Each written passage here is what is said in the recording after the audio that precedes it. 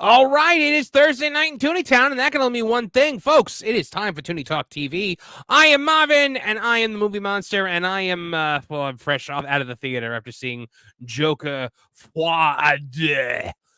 So we will be discussing that tonight, along with some Rachel Zegler madness that has been going on over the last couple of days. We've also got some news on the Mandalorian and Grogu movie. We got word on Snow White's actual budget, which is insane. We've also going to be talking a little bit about our favorite person in the world, Beau Demayo, and his just absolute tear against the Marvel universe. So very excited to see you guys filling in. I see about 20 of us in the chat right now. And of course, guys, I can't do this alone. I mean, I could, but it probably wouldn't be very good.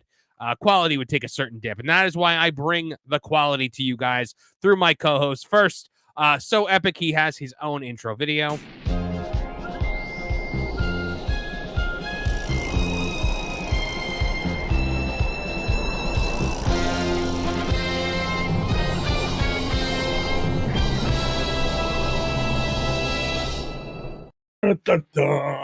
There we go. Oh my goodness, man. I'm still kind of reeling from a theatrical experience here. The DC universe is it's not doing great. I mean, I'm sure we'll talk. But I'll be honest. I have no intention on seeing this. I know you don't. I saw the first one and said, this is a fascinating movie. I never need to see this again. Same. I watched it again. Same with Logan. At this point, we have that weird what was it? The weird Nightwing and Red Hood movie that's coming out that just got announced this week. So I'm like, whatever. As long as Cornbread's costume CG's well, I'm willing to give it a whirl.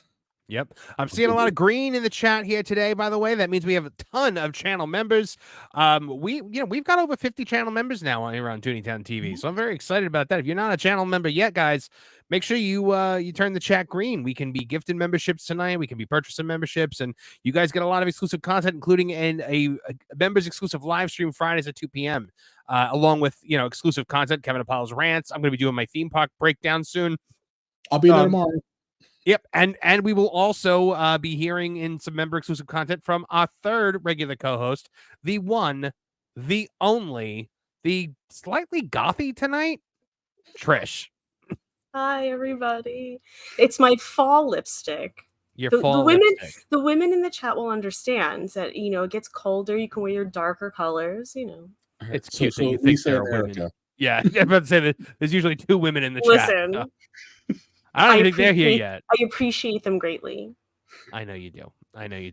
Yeah, no, the you know what? It's really, you're just wearing a black shirt. The lipstick is darker, and the skin tone just comes all year round. I'm just always pale. Yeah. Well, speaking of someone who's pale because he is a ghost from regions beyond now, but having a ball, the one and only Lou Wasserman's ghost. Oh, well, I hope I'm the only one. I accept no imitations, But as far as your ghoulish pallor displaying an aura of foreboding over there, Trish. So glad. I'm so glad you got the reference. So I knew you were going to. Oh, who wouldn't? Yeah, well, ghouls will be ghouls, as we say in the nethermost regions. Nethermost. Well, nether my love. You ask me if I'm from above. I don't know. But is that rule about it's false so you wear darker lipstick? Is that like that one about wearing white before, what is it, Labor Day, or all those crazy rules? A little bit. Women? I mean, Yeah. I'll break them if I feel like it, but Yeah. generally it looks I kind of have no strange for doubt. it to be super summery in the dark lips, you know. Look at Martin pulling a Spencer. Martin, He's in the get chat. in here. He's in the chat. And I'm like, why are you in the chat? Yeah. Well, Lou, we've got some exciting stuff coming up. We're going to be doing Genre Guys again together. Yes, we are. You are becoming our origin story guy. Yeah, apparently so. Either that or when people from up there in the Great White North can't make it. Yeah, I'm thrilled to be spending Canadian Thanksgiving with you guys because we are going to be talking about we're going to be talking about Rocky 1, which is probably Lou, my favorite movie of all time. Wow. The first Rocky. I mean, it is. Wow. It is a formative movie for me as a kid. I cannot say enough good things about the first Rocky. So yeah, looking forward to talking about it with you and Lauren, and we're gonna have a great episode of the Genre Guys about it. Oh, speaking of Genre Guys, have you seen the brand new one? Or I don't know if you put it out. I've heard the tale that Lauren kind of loses. Lauren, his, oh boy, I tell you, we're ready to do it like we always do, and as you know, we're all waiting for the time, and just like here, and suddenly Lauren shows up. Hi guys, cool as a cucumber, in complete Robin Hood wear. I mean, the hat, the green jerkin, because the movie we did was the original, the Errol Flynn. The Errol Flynn Robin with great sword fights. That is one of my favorite movies. I watch that movie every 3 months. It is. How can I put this? It was so impactful. They had no idea what they had. It was an enormous hit. It was the biggest movie Warner Brothers ever made to that point, if you can imagine it. And in fact, the great story that I retell that Olivia de Havilland was famous for not watching her own movies. Mm-hmm. I mean, she didn't even go to dailies. She just didn't like to do it. And supposedly she thought they were fun, and she was having fun with it. They made 8 movies together, just the two of them. But the story is, many years later, in the 1950s, she's in Paris, and she happens to turn on the TV, and what's on? So she figures, what the heck, I'll watch it. And she's shocked at how good it is. And she's amazed at how wonderful it is. And she said, we were making it. I thought, well, this is fun. And the word she used for the movie, and I think you'll agree with that word, Kevin, effervescent.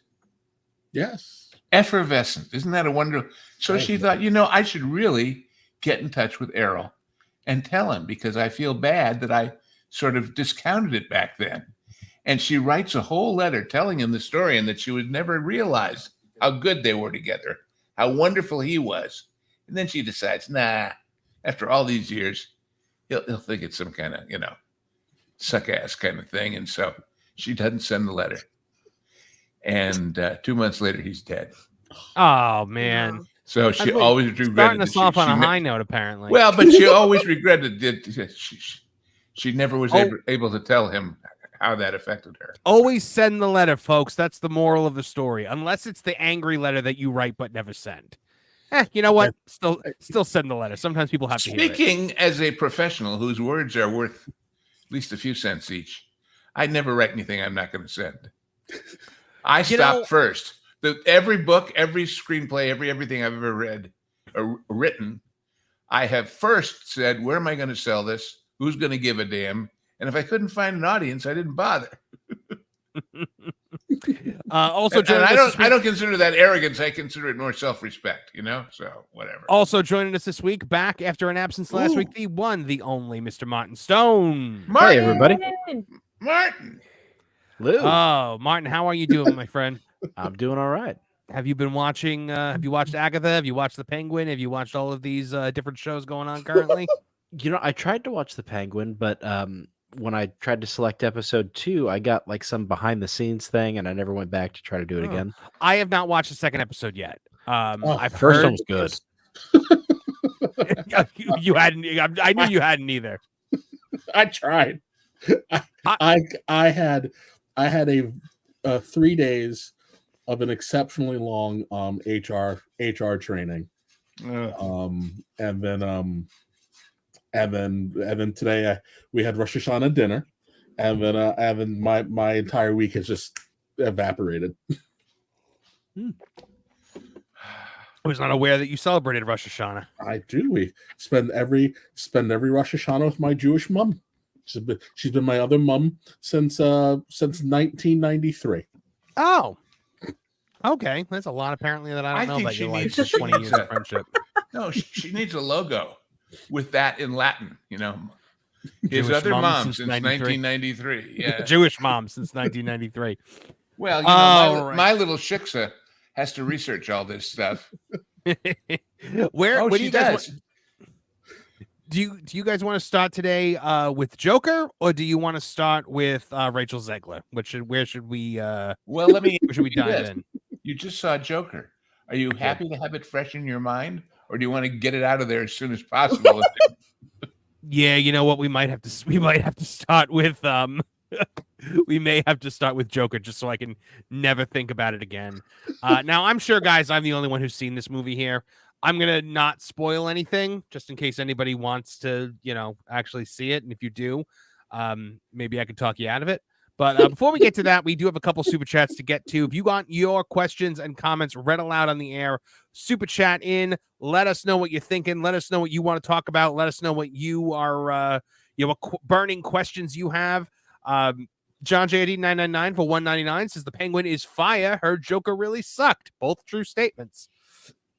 And he also said for 199, CM Punk one day will turn on Rocky and be shocked.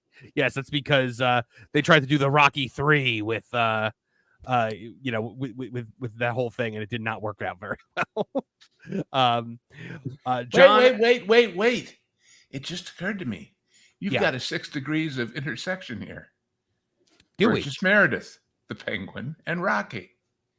That is a really good. That is a good bridge. That is a bridge that I am happy to travel on. John Common for $5 says, Marvin, you say weird too well. I haven't seen Rachel and Marvin in the same place. Rachel is Marvin. Change my mind. Love your work. Thank you, sir. I love your work. By that I mean that's one super chat that I've seen. But thank you very much. Yes, I look. Voices are a thing that you do when you work by yourself and you just kind of sit around and you play around with voices like randomly, like while you're just trying to entertain yourself. But yes, I do love the weird as much as I hate the person that says it. And Aubrey Cron gifting 5 Tooney Town TV memberships. Thank you guys so much. Oh man, wow. What we got a generous chat in here today. It makes me want to chant. Glom gold, glom gold, glom gold, glom gold. I love Flint Hot Gold. To warn you guys, I've got some Flint Hot Glom Gold clips this week that I can't wait to play. So they will be happening. I love look.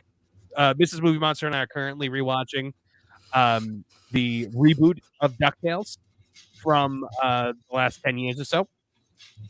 And my word, is it? I think you can make a case, Kevin Apollo, that it is the single greatest reboot of a series that's ever existed.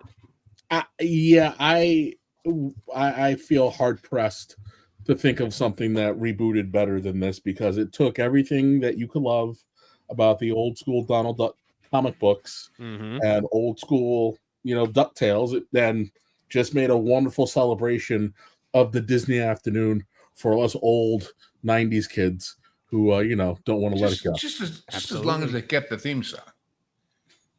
Because these things that say, we're going to reboot it, and the first thing we're going to do, that song you used to sing along with? It's gone. And the next thing we're going to do is, how this character... No, not anymore. I think the only reboot that did the song better is the YU50 reboot. I will agree. That is, yeah. I do. And like that's a high standard to meet because that was a pretty damn good song to begin with. It really was, yeah. My high school marching band played Hawaii 5-0, for God's sakes. Wow. Yeah. Yeah, that's awesome. I mean, the fact that there was an arrangement out there for bands, shows you how pervasive I feel like the voice was with that. I feel like the voice of Scrooge McDuck was so iconic that you had to go David Tennant to replace him, right? Like when the gentleman passed away, because I mean, like you get such incredible comedic timing from him. We were on the same team. It's so good. It's so good. So yeah, if you guys, it's on Disney Plus. If you guys have Disney Plus, I recommend going and watch DuckTales, especially if you were fans of the original Disney Afternoon, because there's constant Easter eggs. You got Easter eggs for Gummy Bears, for Tailspin, Rescue Rangers, Darkwing Duck. Mm-hmm. Tailspin is my show from that batch. I love that show. You like Tailspin? There's a Tailspin episode in the 3rd season, I believe, but I have not actually gotten to it yet. There is, yeah. It's a little controversial, but how so? Kit is a loser now. Yeah. Is Baloo dead, or do we just never see him? You just never see him. How can you do that? Because I don't know. Because is Louis in it at all, or well, not Louis Duck, but like Louis, cousin Louis, King Louis. No, they just focused on the kids. They kind of treated it like Kit was a child star. Okay, I don't hate that. But I mean, like they give an origin for the Rescue Rangers in this. They do the Gummy Bears in that one episode where they make the gummy berry, or they find the formula for the gummy berry. Yeah, where Fowl is trying to recreate the gummy berry juice. I was like, I can't believe this show exists. Or when Della's on the moon and she's singing the moon theme from the NES. Mm-hmm. Loved it. What was that, Lou? No, I don't. I'm trying to figure out. I don't think so. But were any of you alive, well, and kicking in the Disneyland part of the universe when all that was going on? Because they did a show at the big theater in the back called Plain Crazy at Disneyland of the entire Disney Afternoon group. Oh, God, it's around on YouTube someplace. That's really cool. But it was a 25-minute musical, of all of them and all the theme songs. And it was so good. It was so good. That is really cool. Yeah, Plain Crazy, Plane, because it was, love it. All fantastic. Oh my goodness. So we got a couple more super chats that just came in. John J. D99 for $199. Marvin's Grace Randolph is dead on accurate. You should have read that one as Grace. Marvin's Grace Randolph is dead on accurate. I saw Joker Fois Adieu, and I believe it may be the single greatest cinematic masterpiece of our time.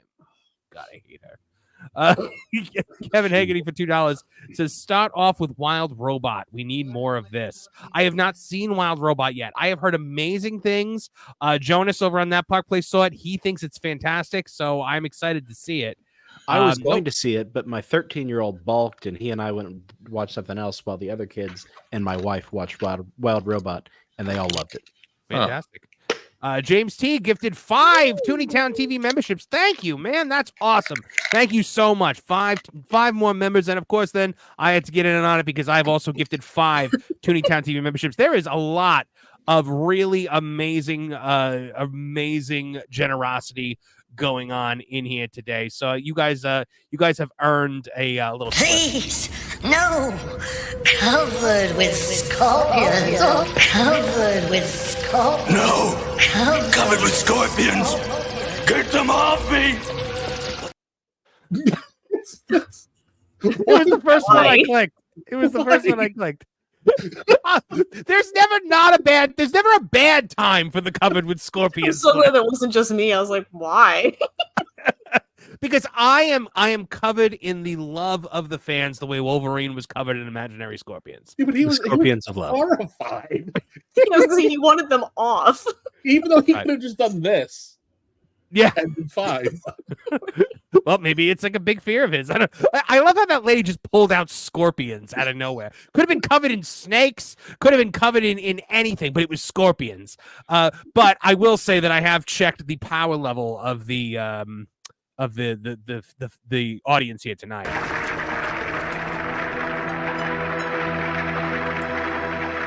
Vegeta, what does the scouter say about his power level? It's over 9,000! What, 9,000?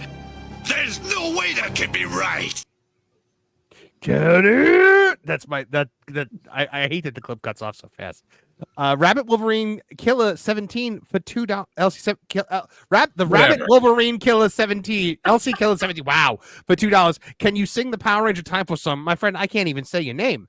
No, I don't think I know the Power Rangers Time Force song. I didn't really watch it. This I is think we like need Nolan for that. I love time. This is a Nolan thing. Let's do the Power Ranger Time Force song again. I don't know, wasn't that? No. I can do everything up through In Space because that was when I watched.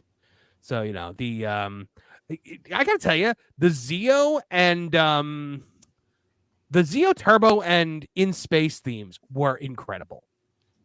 The stronger than before.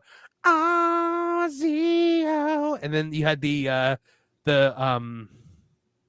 just had the turbo one in my head, and now mighty engines roar, turbo burn, burn, burn. And then the In Space one with the set controls to outer space. Yeah, that was when they were like, maybe look, Heim, we need lyrics other than Go Go Power Rangers. All right, but you still must put the Go Go Power Rangers in there somewhere.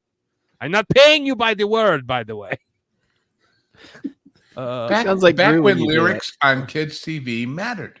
Yeah. Or any TV. All the shows that had theme songs, and now I miss theme songs. I think you guys will back me up on this. When we were kids, I think that studios thought that we were dumb and that we didn't care about things because things like continuity were never even a factor. They were like, it's a kid's show. Who cares? Just sell toys. Sell toys. Well, but it's also part of the fact that it was not exactly prestigious work in the biz. Mm-hmm. So the people you got working on those shows weren't that good. And therefore, all of that didn't matter to them because they didn't know any better. But when Nolan gets here, we're going to ask him to sing the Power Rangers Time Force song. The only show where I remember there being continuity was in Humanoids. And years later, I found out it's because the writers didn't want to be writing the show, but then they realized really quickly that no one was paying attention to them because it wasn't making as much money as G.I. Joe. And then they created this super creepy body horror cartoon that people started watching, but they wouldn't renew it because the toys weren't selling. And they're like, give us 2 more episodes. We have to finish this. And there's a reason that you can hardly find in Humanoids because once people realized what they had done, like, we can't put this on. Yeah, you know about those toy commercials, right? Do you know who's in 90% of those toy commercials where the little kids in the all-American living room are playing with stuff in front of the fireplace? It's all done in West Germany.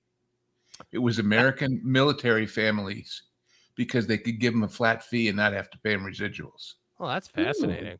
So look at those closely and you'll say, like, what is that Wiener Schnitzel doing on the dinner table there where they're all having Thanksgiving? But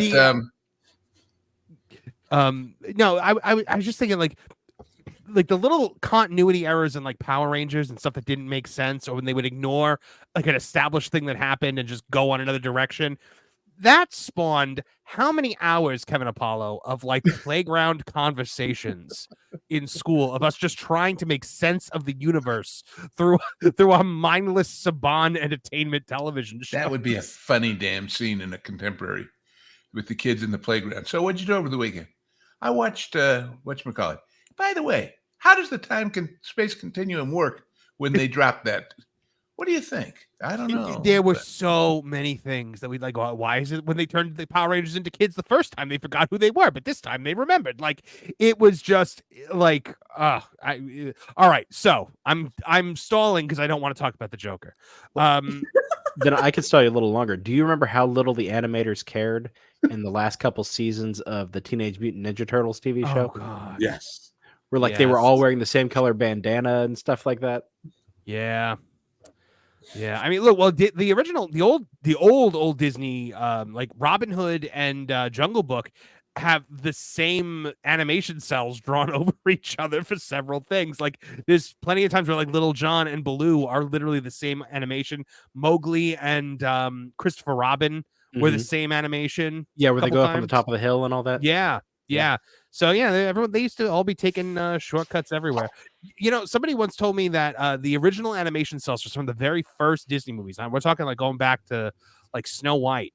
The reason there aren't a lot of animation cells out there for it is because they never thought to use them. So the animators used to actually like put them on the floor when they were done with them and like use them to slide across the.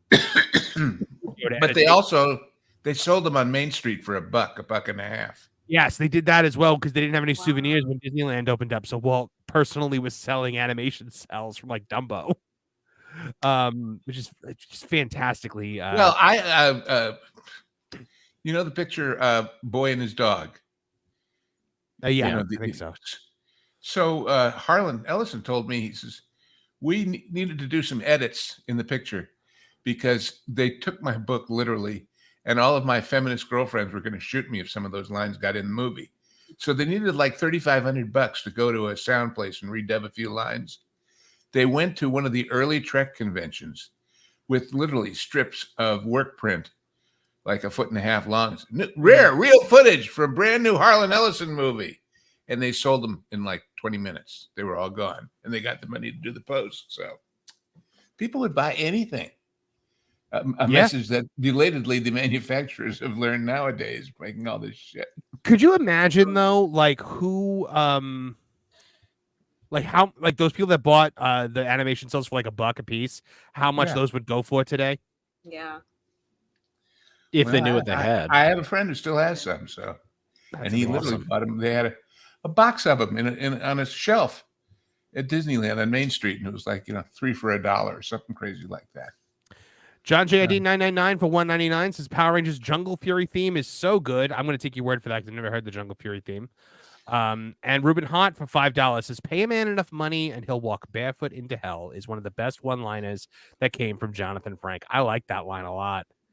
That is a good line. And yeah, apparently that is a line that spawned Joker as well because I guess they just, there was a price. Todd Phillips, the director, he was very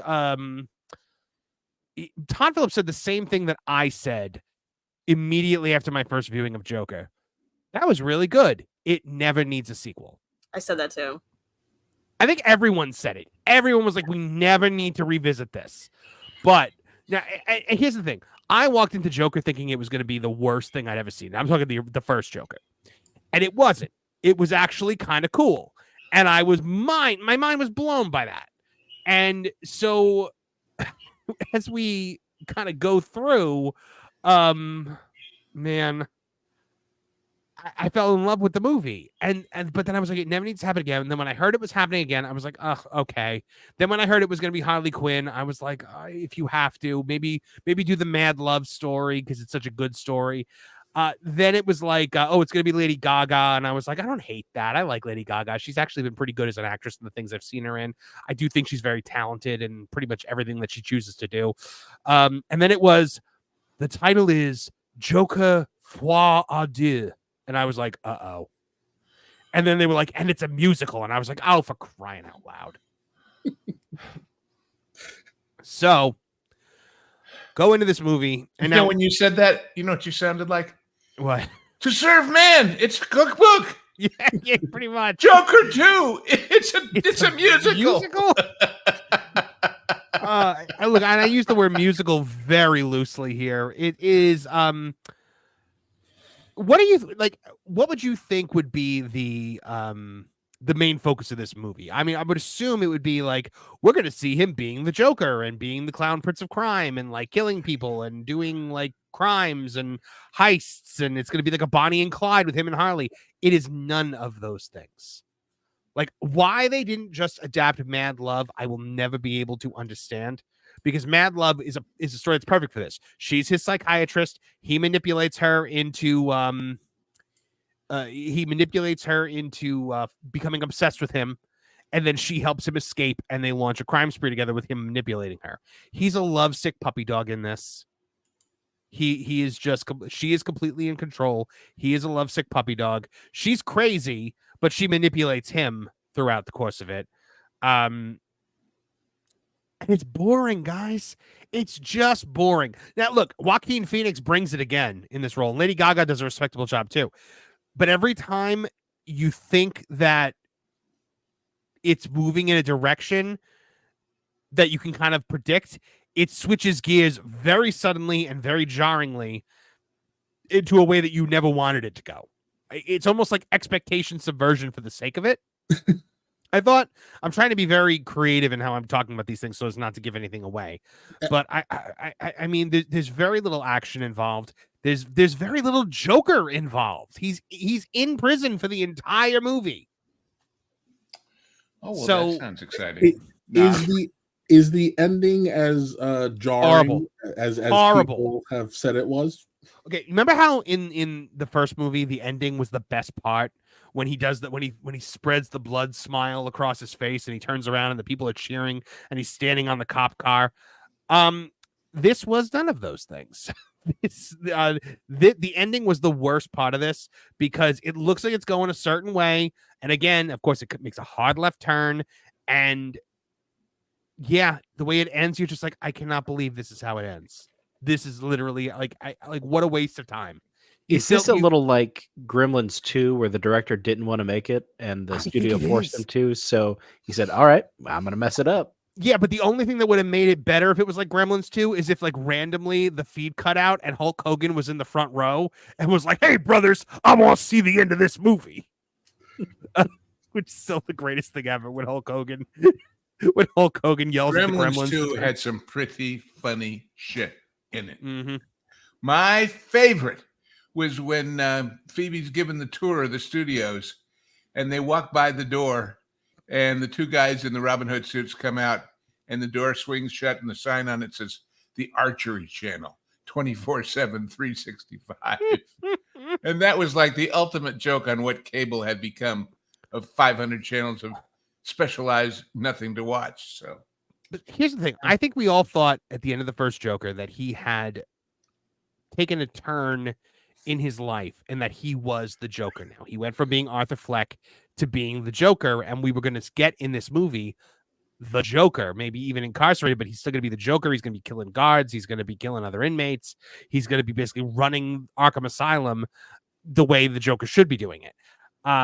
No, he's back to just being Arthur Fleck again. He's the exact same person that we meet in the beginning of the first movie. There's no growth, no nothing, and it's the same stuff over and over again. And the other thing that I found very annoying is the cool thing in the first one was when we all of a sudden realized toward the end that we had an unreliable narrator in Arthur and that we don't know what's real and what's not.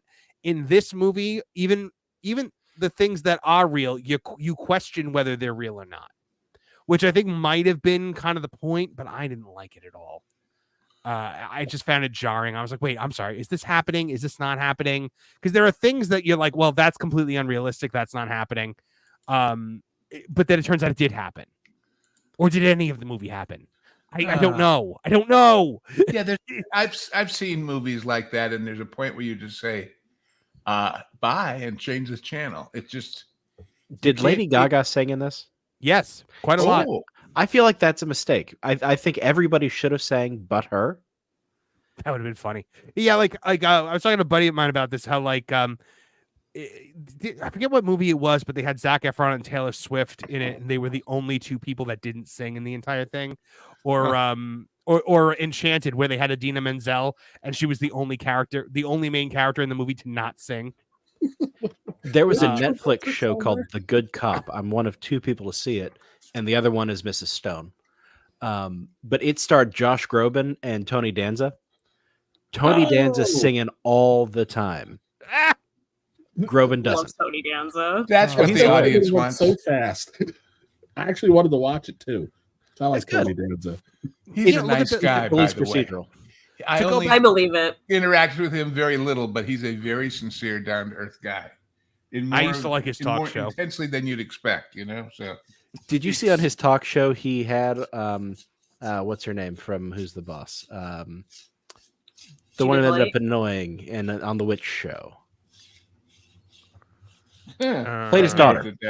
Please. Alyssa Milano. Alyssa Milano. He had Alyssa Annoying. Milano on, and his producers had prepared a game show about her life, and he won.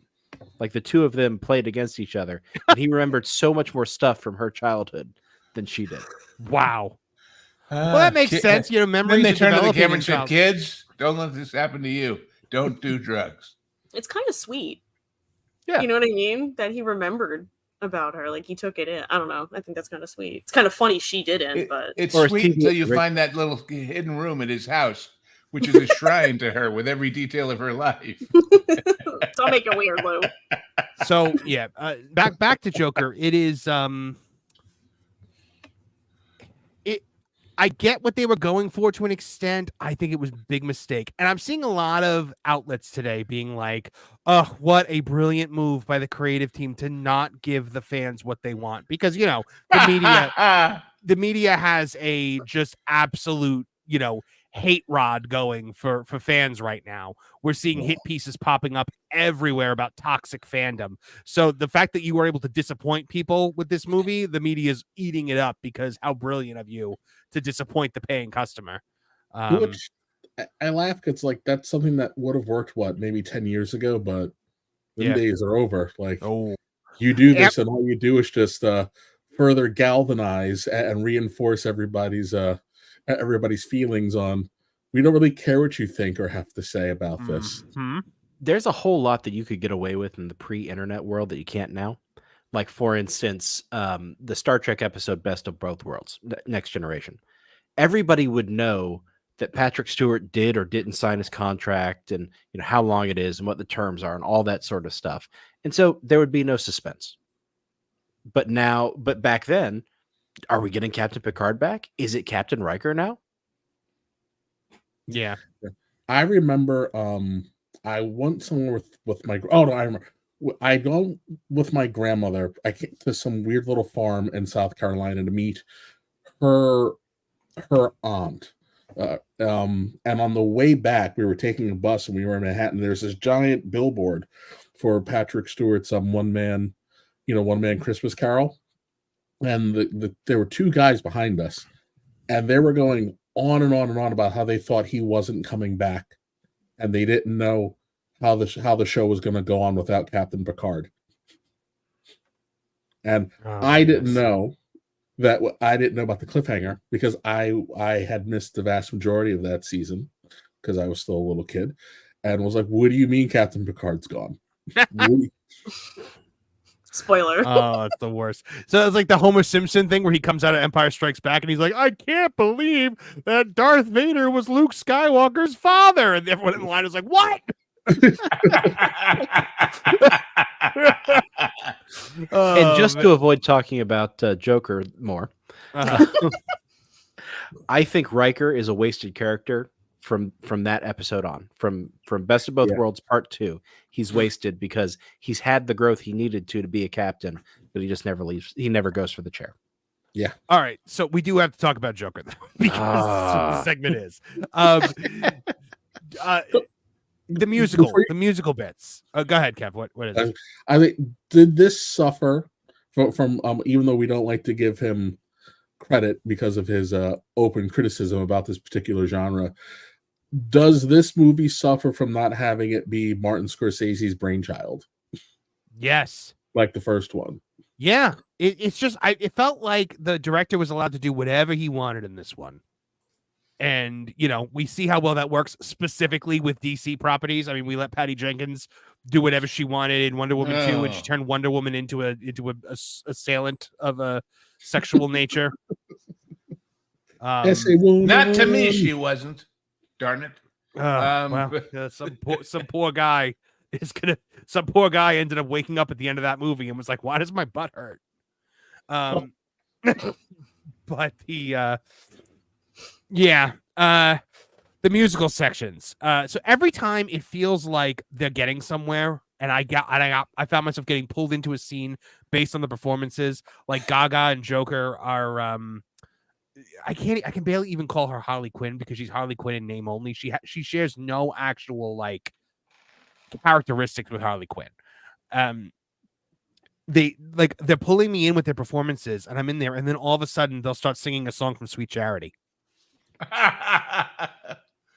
All of a sudden she'll be like, if they could see me now, that little gang of mine. That song is actually in there, which brought me flashbacks to high school with Bob Fosse choreography. There would not really. That I hate to see. There were the songs would come, and they're not good. Like I think Gaga is purposely not singing well to kind of like do the whole thing that it's in their heads and whatnot. There's a couple songs where they kind of let her actually sing, but Joaquin Phoenix can't sing, and they're the only two that ever sing. So it's just weird. It did not need to be a musical. The musical segments absolutely bring the entire thing to a screeching halt. Is it a jukebox musical, or are there original songs? No, it's a jukebox musical. They changed the lyrics to some of them that I know. For the life of me, I remember the Sweet Charity one because at one point in my life I was in Sweet Charity, so I was like, "Oh, that's Sweet Charity," but I couldn't tell you the other songs. I think they sing the "Why Do Birds Suddenly Appear?" Only they don't do it, well. They Harley just sings like that. Me, they want to be Harley Quinn. She sings that to Joker through the glass at the asylum when she's there for visiting hours, which is just, I mean, how about Barely Quinn? She has Barely Quinn. That is her. She's Barely Quinn. That's her stripper name. Well done. Yeah. And like Harvey Dent is the DA in this, prosecuting the case for literally no reason. Like I'm like, wait, if you want to do this, Denson? Yeah, if you made this a whole thing where like in the beginning of this movie they're doing the trial and something happens and like Joker's followers like attack the courthouse or something like that and his face gets burned and the movie ends up being Joker versus Two-Face, I'm in. But that's isn't not Bruce what this like was. 5 in this timeline? They don't even reference Bruce. They don't say the word Wayne at all in this entire thing. Okay. Now there would be a song for them to do. Which one? Wayne in Spain stays mainly on the back plane. I think he's got it. Yeah, it's just not a good movie. I understood what they were going for a couple times, but it just was not executed well. It was acted fine. I'm not foreseeing any kind of by the way, it was driving me absolutely ballistic because one of the guards, he's like Irish and like big, and I'm like, who are you? I know you. I know your voice. Is it just because it's an Irish accent and I think all Irish people sound alike? Who are you? And then it dawned on me like halfway through the movie that it was Mad Eye Moody. Brendan he's got a pretty Gleeson? big role in this. Yeah, he got a pretty big role in this. He did a good job. He's doing it's like halfway between his Mad Eye Moody performance and the performance he gave playing Donald Trump in that made-for-TV movie about James Comey. He goes into that like low growl a couple times. So if it's a big Irish dude, is he playing who will become Chief O'Hara? No, I was just about to waiting for it. Thanks, Agoras. I kept Stafford waiting Rep. for O'Hara, but he's not a good guy in this, so you can't. I wouldn't want them to do Chief O'Hara like that, but I kept waiting for it, and they didn't go there. You think they did it to make you wait for it and not go there? Maybe. It's very possible. How much 3D chess with Batman are they playing in this thing? Oh, Cape Crusaders, let's give you the key to the city in broad daylight. Well, thank you, Chief O'Hara. I don't do a good Adam West. My Adam West is terrible. Your Adam West sounded like why can't I think of his name? Anyway, never mind. Yeah. No, it didn't sound. Whoever it was that you were thinking of, Lou, wasn't Adam West. I'll tell you that much. No, was it in the comic book or was it in the '66 Patrick show? Where Warburton. That's what your Adam West sounded like. Oh yeah, kind of. Martin, what were you asking? Was it in the Silver Age comic books or was it in the show that Batman had a platinum police badge? He had his own shield. Oh gosh, I don't even remember. I couldn't tell I'm you. fairly certain he probably had a Silver Age. During the Silver Age, he probably had a badge. Yeah. All right, guys. So that was Joker Fois à deux. How to do? I'll tell you one thing. They're not making a sequel. It's not going to happen because the theater I was in was empty. Every showing at my theater. So I went to it. I sent Kevin some pictures of this mall that I was in for the showing, and it's not a dying mall; it's a dead mall. Like it is a post-mortem mall. The big sign that was like Spirit Halloween now in place of Sears. I love that store. That's a big Spirit. The Anchor store got replaced by Spirit Halloween. Oh, I couldn't believe it. I believe it. I could not believe. Wait till the taxpayers get the bill. Not one, but two trading card stores in this mall, mind you. And they're definitely rivals. Yeah. Now that would have made an interesting Joker movie. Yeah. Joker versus Gaga, and they each own competing trading card malls. Look, all anybody wanted to see was she breaks him out of jail, and the two of them go on a crime spree. We have a Bonnie and Clyde movie, Bonnie and Clyde, Devil's Rejects type thing, and including having Harvey Dent become Two-Face and having the two of them go to war with each other. That would have been amazing. It's just, look, he never becomes the Joker. He never becomes that mastermind, clown prince of crime, Harlequin of hate. Like, he never becomes that version of the Joker. And that's the version of the Joker that everybody wants. And at that point, it's Joker in name only. I accepted it in the first one because I'm like, oh, well, he can become that.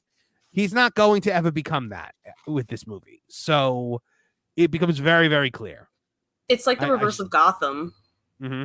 Yeah. Gotham had characters that were clearly supposed to be Joker and Harley Quinn, but they weren't allowed to use the names. Yes. So it's like the opposite. You had characters that were them, but you couldn't call them that. Wasn't it Jerome's twin brother ends up actually being the Joker? It was the whole thing. But I mean, Cameron Monaghan, I think is the actor's name. He's really good at it. Oh, he's fantastic. He's one of my favorite Jokers. It was obvious who it was supposed to be, and they just were not allowed to call it. It was so dumb that they were like, no, you can't call them Joker and Harley Quinn. It's like, and I think it was after they had already sort of got the storyline rolling. So then they were told they couldn't call them. It's like, all right. I remember in the first couple seasons of Gotham, or in the first season of Gotham, in the first couple episodes even, there were so many Joker red herrings. Like Fish Mooney was watching like the stand-up comedian at the club, and she's like talking about how he's terrible, and everybody's like, "Was that the Joker?" And which I thought that was actually pretty clever to do. I like that show. I really did. I have to go back and rewatch it because I only watched the first season. It loses its marbles in like the best way possible. I always really like when that happens with a show. I feel like Sean Pertwee knocked it out of the park with that one. Oh, he's great. Oh yeah. And how they found a young girl who looked just like Michelle Pfeiffer. Selena was odd. I know. Have I told the story of I went to the Gotham panel at New York Comic Con the year that it came out, and Sean Pertwee was up on the panel, and somebody first of all, that was when I learned that the Penguin had become a teeny bopper sex symbol apparently, because all the tween girls in the crowd were like falling over themselves every time he said anything. Yeah, I mean, I enjoy the actor and the part, but I mean, he was there, Boo Boo Bear that night. But Sean Pertwee gets asked, who's your favorite superhero? And I just scream out before he can answer. I scream out from my seat, Fourth Doctor, and he gets third. The biggest. I said third. I screamed out Third Doctor, and he got the biggest smile on his face and just turned and gave a big thumbs up. He made his day. Yeah. Like it was like I reminded him of his dad at that moment, and he had a nice thought about his old man. He looks just like his father. He did like a Halloween costume one year where he was dressed as the Third Doctor, and he looked exactly like him, to the point where I was like, why has Moffat, because it was Moffat at the time, I was like, why is Moffat not pulling the trigger on this? He kept teasing us too. I definitely thought I would have gotten it during the Capaldi era. Apparently, the young man who played Dudley Dursley in Harry Potter is the grandson of the second Doctor, of Peter Troughton. Really? And you could have put some older makeup on him and had him, because he looks just like his grandfather. Wow. So when I was a kid, I didn't really like the Third Doctor, but not the Dandy Doctor has grown on me a lot. I like him quite a bit now. Yeah, He is my favorite. Have you He's your seen favorite? that? I thought Capaldi was your favorite. Quality is my favorite now, but like when you talk about classic Doctors, 3 is my favorite. I have like a special place in my heart for James Bond Doctor. It's the shirt. But the Aikido. Yes. Venusian Aikido. Have you seen the TV movie about the origin of the Doctor Who show?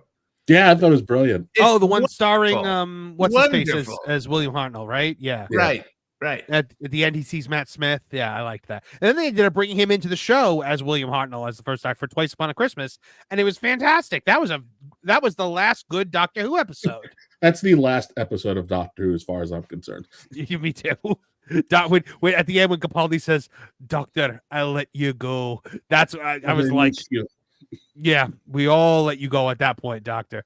So before we get on to Rachel Zegler and her brand of insanity, Ryan Matheson for $4.99 says, "For when you get to Rings of Power, I don't think we have a Rings of Power thing, so I'm just gonna do this now. Anyone else feel like Amazon surgically added a new orifice to Tolkien's body of work just to blanket in a new way?"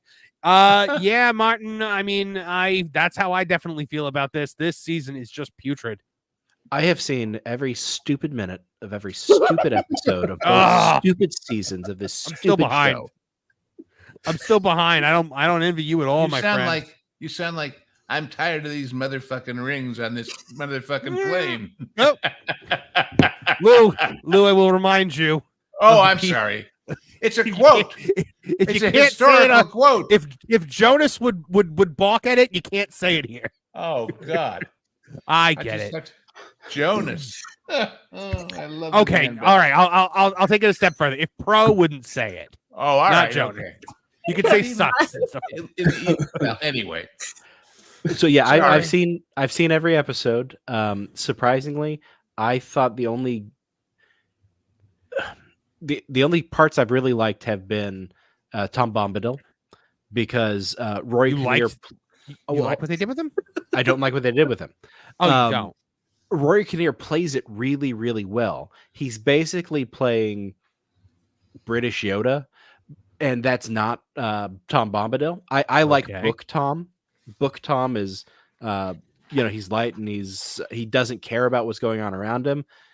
But in the TV show, Rory Kinnear plays it well, and the guy playing not Gandalf, who's probably Gandalf. The two of them definitely Gandalf. Are they trying to play that he's not Gandalf? They were for a while. But the two of them play off each other really well, and they have interesting chemistry as two powerful beings. But no, I don't like what they did with Tom Bombadil, but I'm torn because I like the performance in it. And that's about the only thing I like about it. It does that thing where like time doesn't matter. It's Middle Earth. It's actually kind of a giant landmass, and yet events happen over here that affect what's over here as a battle's going on, and people show up in this place, and it seems like maybe it's 5 minutes later when it took the Fellowship weeks to get that far. That kind they just of went thing. the long way. Yeah. They heard there was an In-N-Out the other way, so they wanted to stop for lunch. They keep stopping at Buc-ee's because you gotta get that freshly chopped brisket. Well, yeah, I mean, you got to get your double animal style. You need your brisket. It's a thing. Yeah. The big brisket piled high sandwich. Oh, and they have a really good fried chicken sandwich, I have to say. That sounds good. Go in Shogi for $4.99. I made two major mistakes in my life. I didn't go to med school. God. I didn't go to med school, and I got a Harley Quinn tattoo on my leg in 2006. Oh, dear Lord. Tattoos are a lifetime commitment to a momentary feeling. Yes, they are. That's why I don't have any. Oh, man. I wanted one for a feel while. for you. A Harley Quinn tattoo or a tattoo? No, just a tattoo. But I was underage, and my mom was like, no. When you turn 18, you can do what you want. And by the time I was 18, I don't want it anymore. I feel like whenever, thank you for not letting me get it. I feel like whenever anyone wants like an irreversible thing in terms of their body when they're a kid, I think the answer should always be wait until you're an adult and then decide. Because 9 times out of 10, they will not do it. So because kids are reactionary. I had to interview for a magazine that a friend of mine was running the guy who was the #1 tattoo and piercing advocate in West Hollywood. I mean, he was famous. I forget his name, but at the time. And his theory of life was that every kid at age 16 should be forced to get a tattoo. His grounds were, of course, it would have been good for business, but he wasn't a German. He wasn't a German soldier, was he? No. But he said kids become delinquent because they feel like they have to prove themselves by doing something bad or something painful or something. So he said, if we got them all tattoos, there wouldn't be as much teen crime. But then they'd all have. It would just be what everybody does, and you still wouldn't. Well, yeah, of course, that was the fatal flaw. Then that wouldn't work anymore. But he was dead serious in enormous detail that you can just imagine if you dare about why that should be done and why it should be the law of the land. And oh my God. Oh, by the way, speaking of that Doctor Who special, B.R. Geist says it was called An Adventure in Time and Space, and it's so good. I bought it on physical media because I heard they were going to switch out Matt Smith for Ncuti Gatwa. Oh my God. I'll tell you one thing. I'd be all for it if they made William Hartnell be very confused in that moment. What? Who the hell do you think you are? Wait, just put in the clip of him from Twice Upon a Christmas. I've gifted another 5 Tooney Town TV memberships. Congratulations and welcome to our new members this week. Now remember, guys, when you are gifted a membership, that does not auto renew at the end of the month. You have it for 1 month, so you guys have to make the conscious decision to auto renew. YouTube will remind you. YouTube will remind you. We gift at the second level membership, so it's a membership worth $5. We also have one lower tier as well. So yeah. $5 a month, you get to retain access to everything. So thank you guys very much. Ryan Matson for $1.99, thank you. Says, I got Lou to swear. Now, Jonas. It's not hard to get Lou to swear. It just takes a good stiff drink. Where?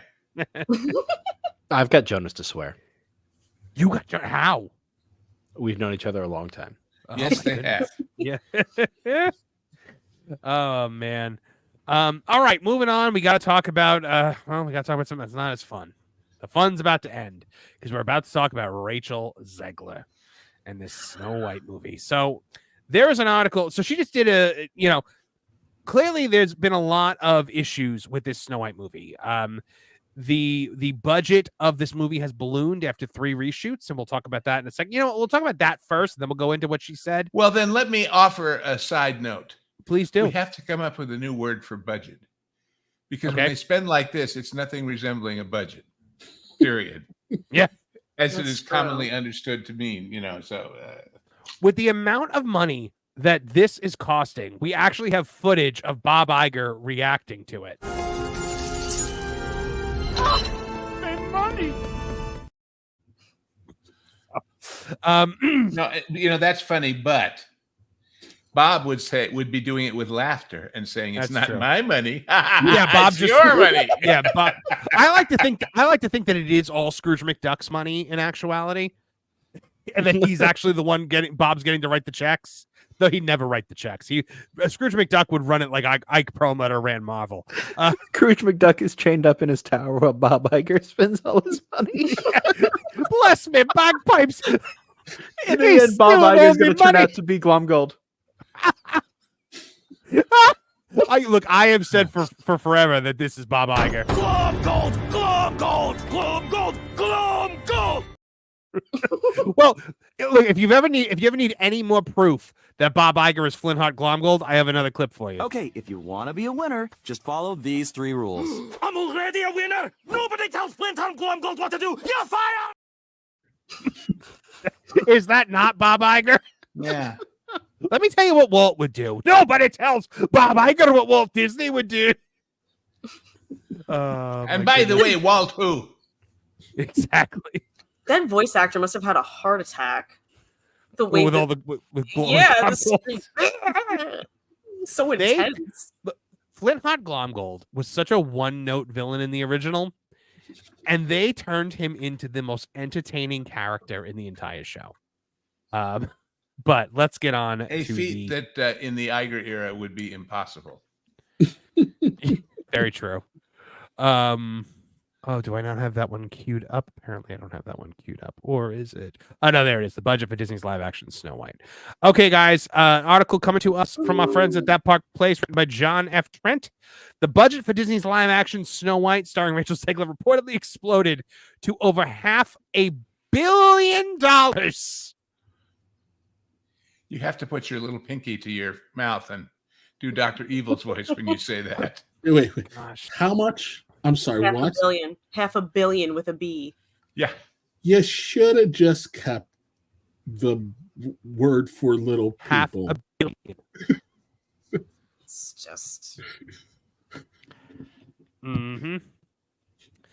In a recent video upload of which this author appeared, WW Pro shared, I'm told there have been 3 reshoots of this film and that Disney is now still working to fix the thing. He added, and in particular, there are 2 areas to resolve before its release in March, is just a few months away. From there, Pro shared 2 of the main problems that Disney is attempting to fix. First, you know that the dwarfs have been roundly mocked, and they have been mocked at the level of the original Sonic the Hedgehog model. Of course, Sega and Paramount went back to work and redid the entire model. The other thing is apparently they're going to try to adjust the color palette because the Zack Snyder-looking film that they've put here needs to color into it. Look at how dark this is. Snow Sepatome. Yeah. Black movies matter. My computer is running really slow for some reason.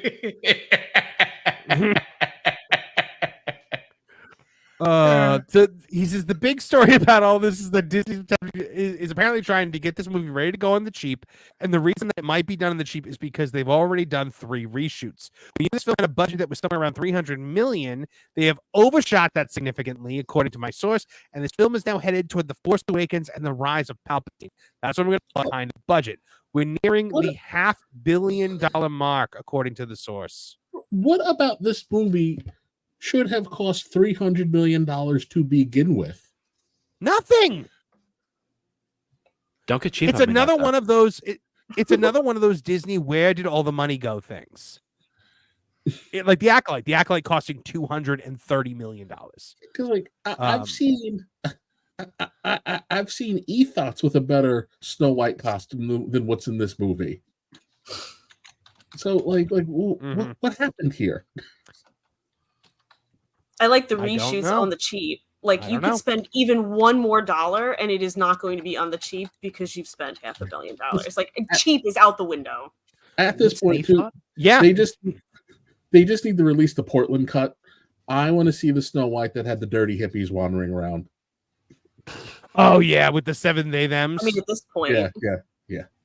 I want to see the 7 they thems scrounging around looking for just for a point of comparison. The USS Gerald R. Ford, $13.3 billion. Wow. Okay. Lou, I do need your expertise on this subject, though, because on budgets. Well, on budget and on break evens here, because as far as this goes, you have spent almost $500 million on this film already, with marketing and with the percentage that theaters take. How much would you say this movie would have to make in theaters to break even? It's not possible. How high, theoretically, how high would it have to go? Would it be over $1 billion at this point? Oh yeah. Would it be nearing the $2 billion mark? Because the only differential is how much of the cost of whatever after theater marketing you do goes into that versus a separate budget. I mean, what is the cost of the home video version that they'll sell 3 copies of, but they have to make $1 million anyway to keep their deals with the stores? And what is the cost of the TV commercials telling you everything you heard is wrong? Come see it, please. Third reshoot strikes me as trying to get cards for a second time in a hand of poker. You don't have the hand, just fold. Well, the time for that was before it got that far. The time for that was, I mean, look, I gave this as the example on Demolition Man when we did that on Genre Guys. It went over because they had weather problems with some of it.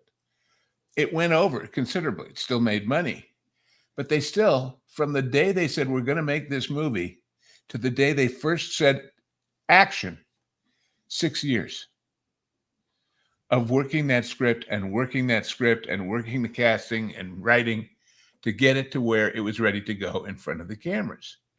But if the way you make movies is instead, hey, let's do a live action of Snow White. Great, I'll announce it tomorrow for the fall of 2000. And then you sit down and say, okay, now what are we going to do? You're never going to come out. Never, never, never. And that's the way these guys make movies. This idea that this is rocket science, coming up with a budget, coming up with a shootable script, for God's sakes, and actually bringing it in, we do it every day. We have people called production managers, and they do it. We have people called assistant directors, and they do it. We have people called production accountants, and they do it. It is not rocket science, but you have to have the will to do it in the first place. They don't care. Their attitude with this is like their attitude versus Epic Universe or anything else. We're Disney. They'll come. Which you can't even say that anymore because they have had flop after flop after flop. But they still do say it. Yeah, those were the fans. That was those toxic evil fans. Yeah, well, sure. There you go. Till a couple of months ago, they were saying it about Epic Universe. Well, they were very dismissive of Epic Universe. But guys, someone who we should never be dismissive of is joining the panel right now. He is our good friend, Lorne Connor. Lorne! Darn, Hey, I was everybody. hoping you'd show up in the suit. Yes, I heard about your Robin Hood chicks suit. dig the suit, man. I only bring that out for special occasions. Oh, okay. Well, it was special. Lorne, we're in the midst of, you missed the Joker discussion, but we're in the midst of talking about the budget for Snow White, and we're about to get into Rachel Zegler's comments. It's just been an absolute hailstorm of Snow White news the last 2 days, which, by the way, is great for me because for some reason, people really like this topic when I do videos on it. So every time she opens her mouth, I'm like, ka-ching.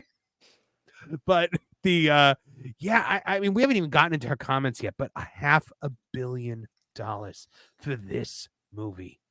I mean, look, if there had been none of this stuff, I would have said right away, this movie's still not making $1 billion because despite how important Snow White is to the history of the Walt Disney Company and the history of cinema itself, it's not one of the most popular Disney movies like the way The Little Mermaid or Aladdin or The Lion King is, I think, like from the Disney Renaissance.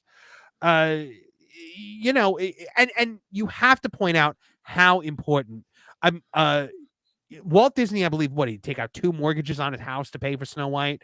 Like everybody thought it was going to bomb. They called it Disney's folly, and what they really put said, the company on the map. What they really said was that it's a wonderful story.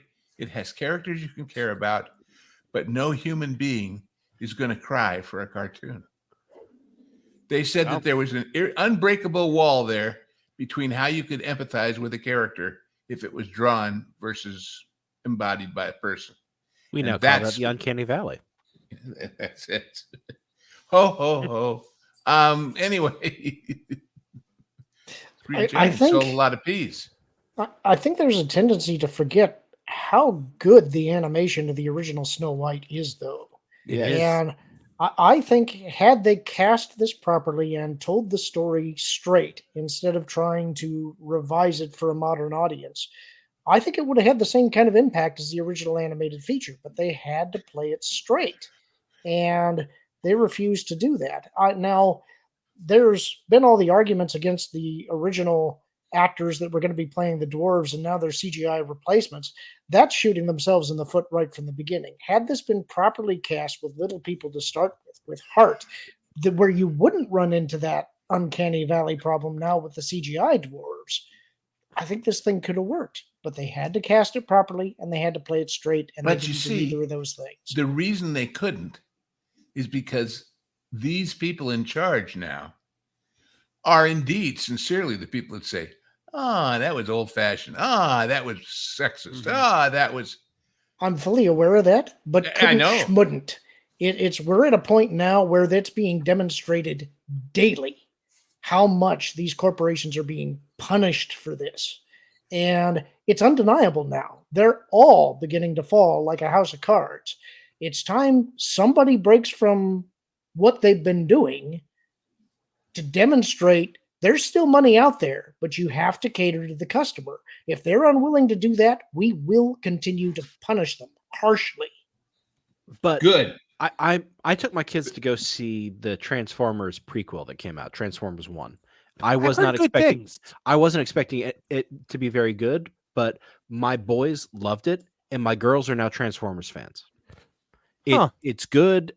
I was a Generation 1 fan. I loved the original show, so I thought this was going to be just a hack job, the way most things are.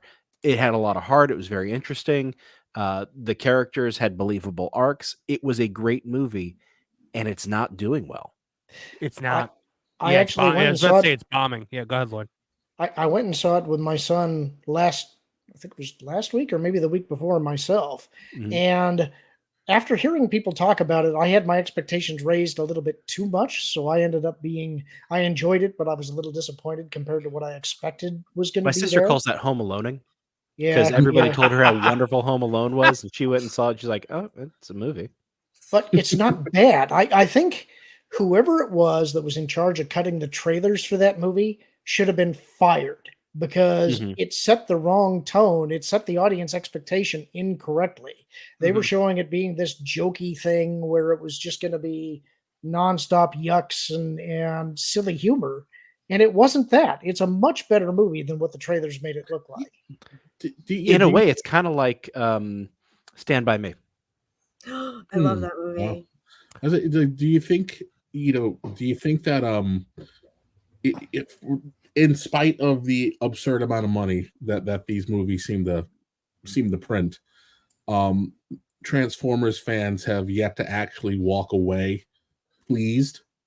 Do you think the trailer was this weird little breaking point where like especially G1 fans were like, I can't do this. I'm not going. I don't care what happens. Maybe I think there's a malaise with Hollywood in general. I think that our expectations now are that if you're adapting a classic property, you're going to screw with it. And I think the trailers made it feel like, yeah, you guys don't have the tone right, but they actually did have the tone right. Yeah, and that's where I think they went wrong. Well, I wonder if it's even the trailers or just the expectation that if they're going to redo something, they're going to mess it up because they do it so often. Well, I cannot overstate how bad, especially the first teaser trailer was. I saw it and my eyes rolled so hard in my head. That was why I didn't see it, Lauren. I completely dismissed it. I completely dismissed it because like Martin, I'm also a G1 fan. I am exactly the right age group.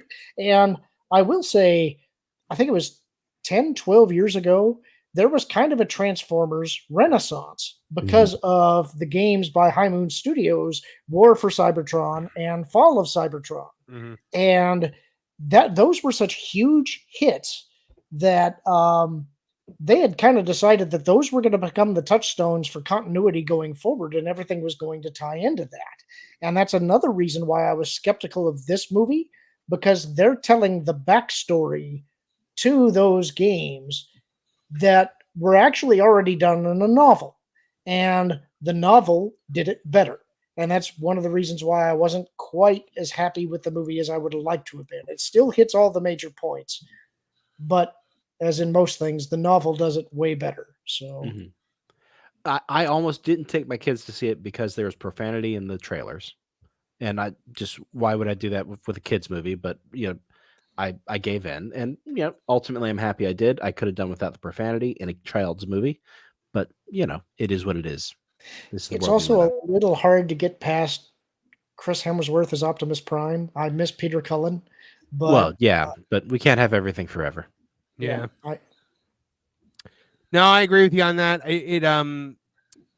I think as a young Optimus Prime, having Peter Cullen be the voice now would have been a little jarring. I don't know if robots in disguise have their voices change over time. But I will say that at the end of the movie, I don't know how much of it was digital trickery or not. He does alter his voice when he becomes the Prime. And you see him become the Prime in this. You do. Yeah. That's cool. You see, they even handle Megatron well in this. Yes. Megatron is actually great in this because by the end of the movie spoilers, whatever, but by the end of the movie, is he Megatron? Yes. He is. Oh, interesting. Okay, Yes, I might have to see this. And he's Megatron in such a way where, I mean, if you don't mind me using some mild language here, Megatron's always been kind of a dick, but in this one, you understand why he's a dick. It's like that. This is the first time where it's like, boy, you can see his rage and you understand where it's coming from. And I think that's one of the reasons why the people that have seen the movie are reacting positively, is because they did treat these characters with respect and they gave them an arc that worked. And there's a reason in this one why Starscream is his second banana, and obviously doesn't like it. Oh, I like that. Was I remember I had a job once where I was like, not quite an assistant manager, but I was one of the sales team, and I hated the manager, and I just wanted to overthrow him. And Kev used to call me Starscream. He'd be like, easy, Starscream, don't worry. But yeah, but see, righteous anger is so rare anymore, and it's so good when it's done well. You would like perhaps another example? Everybody thinks, because they've seen all the features in every version, that Murder on the Orient Express, yeah, okay, classic, fine. Watch David Suchet's version from the series. It is good, yeah. That finale where he's expressing just his righteous anger. I don't care what happened. How dare you take a life? That's the core of that character, that sense of justice. And man, does that satisfy like none of the other versions do. Yeah, I got to say, even Daddy Warbucks' version isn't that good. Yeah, he's the best Poirot. That's why. Suchet, yeah, absolutely. Yeah. Oh. Well, speaking of the core of characters, hold on. Ruben Hart asks for $2. Do we get some good one-liners like in '86? Keegan-Michael Key has a couple of one-liners that are decent, but not. Well, what kind of one-liners are we talking about here? Like the ones in '86. Apparently, I couldn't. I was still new to this world at that point, so I wasn't watching Transformers yet. You are new to this world. There was one joke, and I can't remember what the joke is, unfortunately. So I guess it's not as memorable as I would think it was. But it was when there was Starscream and Soundwave and the other wave. Shockwave. Shockwave, thank you. And there was a line there that actually did make me laugh in the theater audibly. The one about why are there so many waves? Well, no, there was another one. I don't remember what it was. I just remember it was funny and it caught me. You ever get hit with a joke that comes out of left field and you're not expecting it, and that hits harder than it probably would if you did see it coming? That's what it was. And I was a little embarrassed because I actually let out a louder laugh than I probably should. I just had an experience like that. One of the series I did way back in the day suddenly showed up on somebody's YouTube channel. And I remembered one episode we did with this one moment that I thought was one of the funniest sitcom things, not only that I'd ever done, but I'd ever seen. And I thought, oh boy, and I ran to that episode and I moved to that part of it and I played it. And I told people about it, if you ever get a chance to see this. And it was very funny, but it wasn't the way it was when it was new. It just can't be.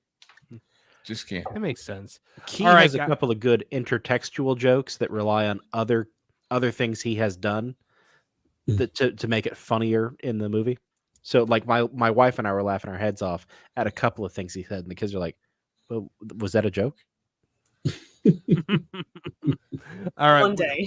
We do have to get back onto the topic at hand, which is I was going to say, to show you how much we love Rachel, we went to robots. Yeah. Rather than talk about her. Again, it's the thing you'd rather talk about anything else but the thing you're talking about. But unfortunately, we do. So I got to warn you guys, this article that I'm about to read, it's the article from my video today. It is the worst virtue signaling article I think I've ever read in my life. You guys are just going to have to grin and bear it. It gives you a lot to think about. Let's just put it that way. Oy vey. All right, here we go. All right. How Snow White star Rachel Zegler really feels about toxic Disney fans. Now, I love that we've graduated to toxic Disney fans, because remember there was toxic Marvel fans, there was toxic Star Wars fans, and now we're at toxic Disney fans. Now, I said last night on Pros, Agatha, I do believe your audio is breaking like crazy. Yeah. Is it? Hold on. I think I see the problem. Well, while he's working the problem, I'll say you guys should go watch his video from earlier today on Rachel Zegler. Mrs. Stone was laughing her head off while she listened to that. I got kind of heated. I got kind of heated during this one. About her? You know what?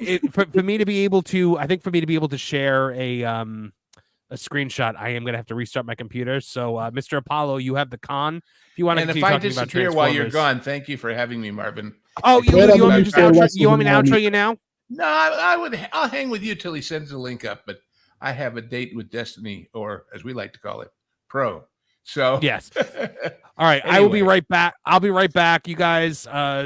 Just don't do anything I wouldn't do. All right, Lou. Well, how many times you give out? Well, no. What got me about her many sillinesses in what she said, she talked about, in my career, and I'm going, you're what? Yeah. All 3.5 movies. Your short string of flopolas. Is that what you're talking about? And then she was talking about how, L.A. is so screwed. New York is where the real theater lives. And I'm going, yeah, been a big hit there too, haven't you? If you can't make it there, you can't make it anywhere. I just kept thinking her birth year starts with a 2. Like, you know what I mean? Like, just saying stuff, and I'm like, your birth year starts with a 2. Why are you talking like you're 3,000 years old? Like, I think you're it's born this important century. To Be remember. quiet. I think it's important to remember the human brain still develops until you're 25 years old, and she's 23. Yeah. Well, she's got a lot of developing. So good luck to her. As if that's your birthday. This 2 years she's got. She'll get even more like what she is. Is that it? I see. The good news is she's still developing. The bad news is Photomat closed 30 years ago. Just shaking. That joke stayed out of the blue, and I was really surprised. I was too. I was trying to avoid all the other possibilities for developing that might get me in trouble, because I'm tired of these prints on this plane. You need your own channel, Going Blue with Lou. I just want to use the language in all of its fulsomeness. The breadth of the English language. You would like to just, you want no limits on it. Well, limits within reason. But all right, have a good reason. Ladies and gentlemen, I have returned. I'm glad to see the place isn't on fire. Thank you guys for with no limericks while I was gone. All right, let's try Simon and shenanigans. Okay, good. I didn't come back with pizzas to find everything on fire. One of the best episodes of TV all time. Oh yes, absolutely. That and the Dungeons and Dragons episode. Oh yeah. Oh yeah. Can you guys hear me okay now? Yes. So far. Fantastic. All right. So, how Snow White star Rachel Zegler feels about now, I feel that there is a thing as toxic Disney fans. I said this on Pro Show last night. I feel that a toxic Disney fan is the toxically positive Disney fans, the ones that will rail against you for even the slightest criticism of their favorite company. These are the people that when I remember when Disney installed their metal detectors and they were doing the random security screenings for the metal detectors, they were screaming that it ruined the experience for them. And I was like, yeah, but it made the experience safe for everybody, because the way Disney played with fire for way too long when it came to security. It was something Universal had over them. It was something even SeaWorld had over them. And people were like, it ruins my magic. It's ruining the magic. And I was like, are you nuts? You know what ruins magic? A bullet. Like, I was going to say, every bank robber ever said, why do you put those damn buzzkill locks on the door? Yeah, they ruined the magic of my banking experience. But anyway, I digress. Here we go. Speaking of buzzkill. Oh, you have to head out? No, I do. But yeah, Rachel's buzzkill. Both. Yes. See? Lou, my friend, I really appreciate whenever you can make the time to come over and join us. It's in my the show. pleasure. And you always bring such a unique perspective, and I'm always very thankful for it. Oh my goodness! Well, golly, thank you. At my age, it's more of a unique experience, but that's probably too much information. Anyway, but I'm fun. Have fun Rachelizing. Yes, we will. Thank you, my friend. And be Thanks. sure Bye-bye, to check out Lou on Hollywood Backlot with Lou and You over on the T3PO channel, on the Genre Guys.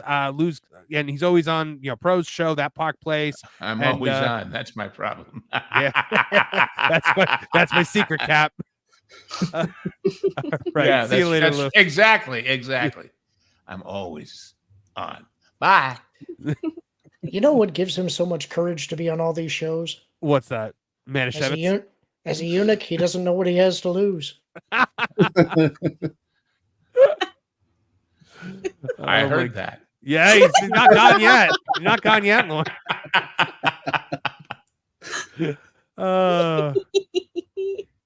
Trish is entirely too entertained. Ever since she made her feature film debut in Steven Spielberg's masterful remake of West Side Story in 2021, Rachel Zegler. I know. This movie made no money. It made $0. It was so unnecessary. It was so. I don't care that he's Steven Spielberg. To think like, you know what, I could really think I could do better on a classic that won, Best Picture, and it's like. It's like I want the sharks to speak Spanish. That was like the only difference. But West Side Story is it is one of my father's favorite movies. Me too. I was personally offended. I was my father's favorite too. Yeah, my father introduced me to West Side Story and it's just Romeo. It's Romeo and Juliet. West Side Story is already an updating of a classic tale for modern audiences. It's updating Romeo and Juliet for the modern day. With some fantastic, I was in West Side Story once upon a time, back when I could move a lot better than I can now. Was there a place for you? There, somewhere. I did not play Tony, unfortunately. I was called back for Riff, but I lost it out to a guy who was an amazing dancer. Yeah, I was one of the Jets. So Rachel Zegler has become a lightning rod for controversy. Although, to be incredibly frank, it's usually because people are being weird and racist to her on the internet. That has definitely been the case when it comes to Zegler's other upcoming remake, Snow White, where she plays the titular Disney princess. In a recent profile, she told Variety that her film creates an alternate history regarding the princess's name, and that she tries to just ignore the rudest Disney fans, specifically ones angry that a Latina actress is playing Snow White. Is anybody here angry that a Latina actress is playing Snow White? Because I'm not. I thought she was Polish. I don't know. She's both. Oh. I actually found that out today. Like, at the end of the day, I don't care that she's Latina. I legitimately don't. What was I'm actually going to take a stance here and say, yeah, I am a little irritated, because that's kind of the point of the name of the character. She's supposed to be the fairest of them all. That's the point. I stand by my. No one wants to see Snow Off-White. My problem. Nothing against her as an actress, although I don't think, from what I've seen so far, that she's great at it. It's just that it comes again to like when you're trying to swap what a character is, when you're trying to change the origin. I understand you want to make it fresh. You don't want to do like you remember when they did the Psycho shot for shot remake. Yeah. And everybody was just going, why are you even bothering? We've already got Psycho. I understand that's a problem. So you do have to shake things up a bit.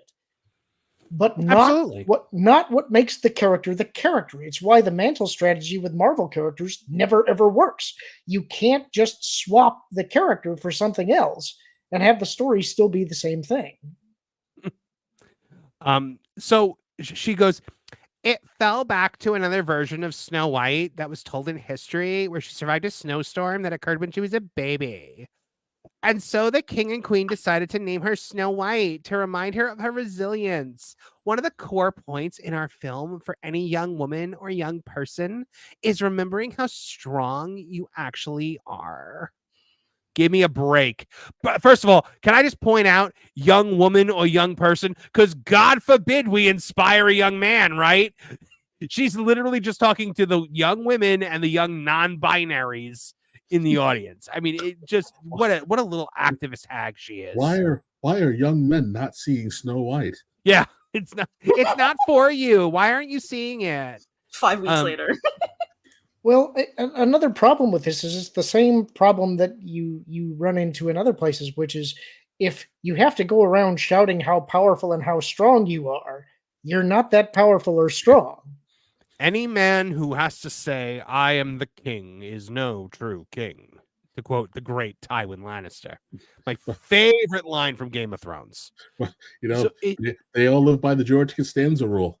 Jerry, it's not a lie if you believe it. Is she saying that the thing about Snow White being born in or surviving a snowstorm part of an older story tradition? Like she's making it sound like it's like this ancient tale, but like the only other time I ever remember hearing that specific explanation was Once Upon a Time. The ABC series. That was her, which is funny because that was Jennifer Goodwin and she was super white. But that was the explanation as to why her name was Snow, is that she was born, not that she survived being cold, but it was that, like, by the way, the baby didn't survive the snowstorm. The baby was probably protected during this. Unless the baby is like sitting there making a fire and like skinning rabbits, I'm not going to name you after the storm. You didn't survive it. I protected you from it. Right. Yeah. I feel like in the Grimm story, Snow White's mother is sitting in the castle, like sewing during a snow and thinks to herself, I want my daughter. I think she maybe even pricks her finger and makes a wish that her daughter have skin as white as the snow and lips as red as the blood, and like something like that. Yeah, something like that. So Zegler says, rather pointedly in the profile, the negative reaction to her being cast as Snow White comes down to basic misogyny and hatred. Misogyny! We've gotten misogyny, we've gotten sexism. So, I think I said in my video today, if they just get homophobia, we've got bingo. Bingo! Super bingo. I've watched women get torn down my whole life, my whole career. We're going to witness that for a long time. AKA, I think what I said today was, you're not going to let us not experience that for a long time, because if all of a sudden we're saying everything's great, you lose all your power. So that's why they're going to keep this narrative going. Sometimes I feel like we're going back. It certainly felt that way when that was happening. Still, she simply stays online when people are awful to her to maintain the power. I don't like to give them the satisfaction of knowing they hurt me in the moment. You give them a lot of power by taking a social media break. I might remind you guys, she's 23 years old. And she's talking like this. Or her coaches. Well, yeah, her publicist who needs to be fired. And again, if you think that you get power from social media, you don't have enough life experience yet. Yeah. Well, I mean, look, how long has she been in Hollywood now? I mean, she's probably already sheltered. And there she is with the 7 CGI monstrosities. What are we supposed to do with this? And yes, guys, I know that my Rachel Zegler voice is very similar to my Mercedes Monet voice. It's a little bit lighter than Mercedes Monet because. Sorry. Go ahead. At this point, they'd make more money if they just released the Muppet Babies episode of Snow White. That would be the case. But Kevin, as we all know, where we're headed right now is one very specific place. Money. I love that clip so much. We watched DuckTales Legend of the Lost Lamp the other day, and I was like, I got to clip that thing right there. That's going to be a major one of my videos. Besides the absurd racism surrounding Rachel Zegler as Snow White, the actress also made waves by criticizing the original Disney animated film, saying that director Mark Webb's take on the story will be a bit more enlightened. Okay. Mark Webb is more enlightened than Walt Disney? Is that what we're saying here? Is that where we're going, Miss Zegler? Mark Webb is more enlightened than Walt Disney, one of the greatest film geniuses to have ever lived. Guys, That's the thing. I mean, come on. Like, they love to take their shots at Walt. Have you ever noticed that? Like they all love it. Jennifer Lee, when she was asked as head of Disney Animation, what she would say, what she would ask Walt Disney if given the chance, and her response was, "How are the girls doing?" I think maybe Lee was going for like he was a family man, and that's really what he'd want to talk about. No. Yeah, but if you're in the role you're in and you got one chance to talk to the guy, you go, "Hey, how do I make one of these things work?" Because we're out of ideas. Yeah, look, as a puppeteer, if somebody was like, "What would you ask Jim Henson if you could ask him?" Probably, why don't you just go to the doctor? But I would probably have other questions for him. But seriously, if he had just gone to the doctor, we wouldn't have had wrong sounding Muppets for years. Now we got funny sounding Muppets. Yeah. Hey, Swedish chef. Oh my goodness. Let's see. Enlightened. Yeah. So speaking to Extra during the 2022 D23 Expert, Zegler said the original movie features the prince basically stalking Snow White and called the whole thing weird, while also noting that the entire focus is on Snow White's love story rather than her own personal development. This is a perfectly fair point to make, and yet Zegler faced significant pushback. So what did she say about it now to Variety? Okay, let's take a break from that before we get to there. No, it's not a perfectly fair point to make, because you know what? Believe it or not, some people, as part of their dream for themselves, is to find love, is to have a family. There's nothing wrong with that being part of your dream for yourself in life. Not only that, but the fact that she's dismissing that as being part of personal development. There's probably nothing more personally developmental than learning how to live with another person and how to moderate yourself so that you don't drive each other crazy. That's a hard thing to do. And these criticisms of the prince are kind of one-dimensional and childish. If you go back and watch that movie, I'm not entirely sure that they haven't met before. He may be there for her, like to negotiate for her, or in a princely sort of arranged marriage sort of way. Because I mean, she's wishing for the one she loves. We don't necessarily know that that's not somebody she's met before. It could be him that she's already wishing for. And secondly, I have a pet idea that he may be death. The what? He may be the personification of death. The prince? I was just gonna talk about that. Yeah, actually, that's interesting. Because I'm curious. Yeah. Okay. Tripped over that, and I was like, "Oh, I went down this rabbit hole." Martin, yeah, I love you, man. You're welcome, and I love you. You're welcome. I love you. You're welcome. Go ahead. No, I want to hear more on this. Okay, that's even better than I love you. I know. So, the evil queen has magical power, right? So she very well may be getting a personal visit, business visit from Death himself, the prince. Mm-hmm. And if you watch that movie, he shows up there, and he shows up at the end to usher Snow White to his kingdom, which is a marvelous fantasy place. She's dead. In this rendering of the story, he revives her into a new life and takes her with him into the next world. Boy, you get dark quick. I was just going to say. That is fascinating. Yeah. So, like, you're saying, like, what we see is her waking up is actually her being brought, like, across the veil. Yes. To the other side. My goodness, that is now that's only dark if you think like the little match girl is dark because she's ushered into heaven with her grandmother. That's a happy ending in that in Sweden. Right. But yeah. I got chills, Mark. I got chills now. Well, thank you. Are they multiplying? You'd literally be. Are you losing control?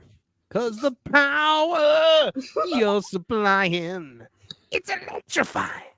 I love that. Oh, God. Theater kid. So what did before we get into that, I do want to talk about what she said initially. So I'm going to go over to that Park Place because John Trent does a really good job of putting it together. So let's scroll down to it. She said in the D23 back in 2022. She revealed that Disney was changing the entire movie altogether. She said, the original cartoon came out in 1937, and very evidently so. There's a big focus on her love story with a guy that literally stalks her. Weird. So he didn't do that this time. And after being asked about the prince, she says, well, we have a different approach to what I'm sure a lot of people will assume is a love story. Just because we cast a guy in the movie, Andrew Burnap, great dude. Like, shut up. She continued, it's one of those things that I think everyone's going to have their assumptions about what's actually going to be, but it's really not about the love story at all, which is really, really wonderful. It's really, really wonderful that it's not about the love story. So just also note, it's not about the love story at all. Doesn't that contradict what she just said today to Variety? Yes. And whether or not she finds love along the way is anybody's guess until 2024. All Andrew's scenes could get cut. Who knows? It's Hollywood, baby. She's so just terrible. And how do you suppose Andrew feels about that comment? What a terrible... That was the first thing I thought. What a terrible comment about one of... It would not be the worst thing that she says directed at a co-star in this movie, but it's up there. The worst thing being when she made a political statement about... the Middle Eastern conflict, when your co-lead in this movie is an Israeli army veteran. Well, I feel Lou about to sign back in. I know. I felt safe making the comment because Lou is gone specifically. But no, I say Gal Gadot is an Israeli army veteran because she's a citizen of Israel. And I'm pretty sure, don't they all go through? They like mandatory. They do, and there's pictures of her. Oh, okay. So there you go. That's why they all know how to like take. Because the Israeli army, they're no joke. Like, didn't they invent Krav Maga?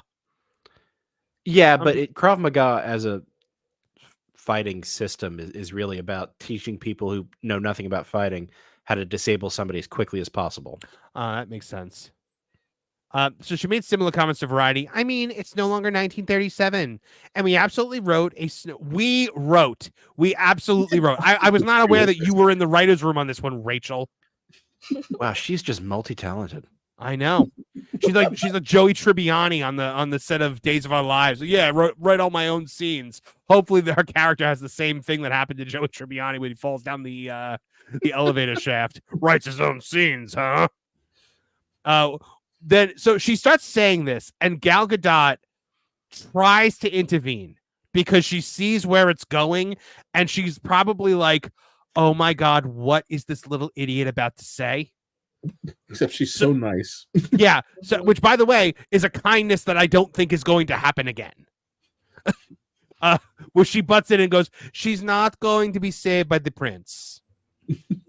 And of course, Rachel can't let that go. So she pops back up. She's not going to be saved by the prince, and she's not going to be dreaming about true love. She's dreaming about becoming the leader that she knows she can be. By bossing around a bunch of midgets in a cabin? Yeah. What? Yep. Apparently. He said the M word. It's okay. We got to pass. I interviewed Hornswoggle. I used the soft A. The soft A. Look,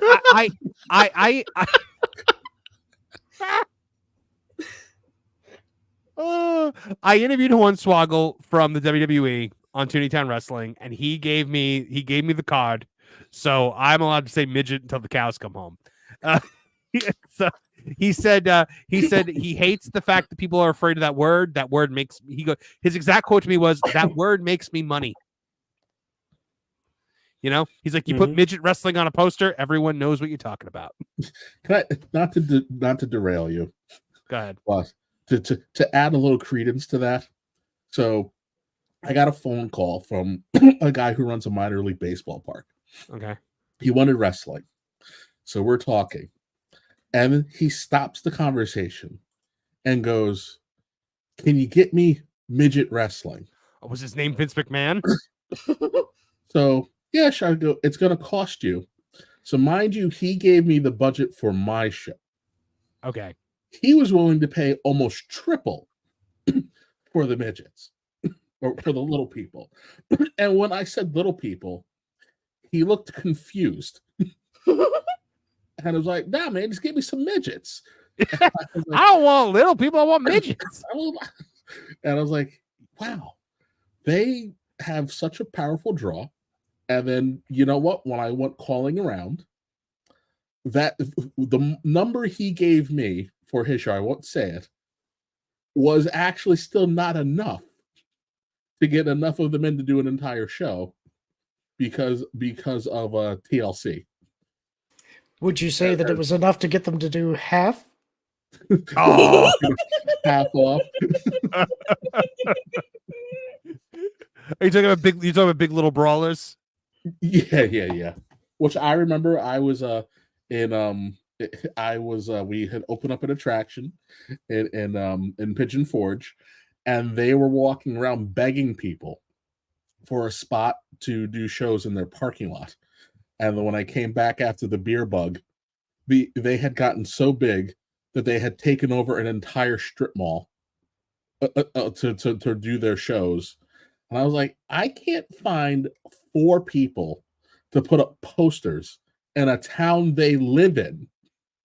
They found 20 little people and 5 hot chicks to walk around in a dumb referee costume, and they have 5 stores in this strip mall. What did I do wrong? Other than be 6 feet tall. When you said they got big, I assume you meant that with no pun intended. Yes. No. Everybody's walking around in platform shoes. The biggest name in midget wrestling. And that'll be Andrew the Giant, right? From Big Little Brawlers. Oh my goodness. Look, we've always said the 2 things Vince McMahon loves more than anything else: big, jacked monsters and midgets.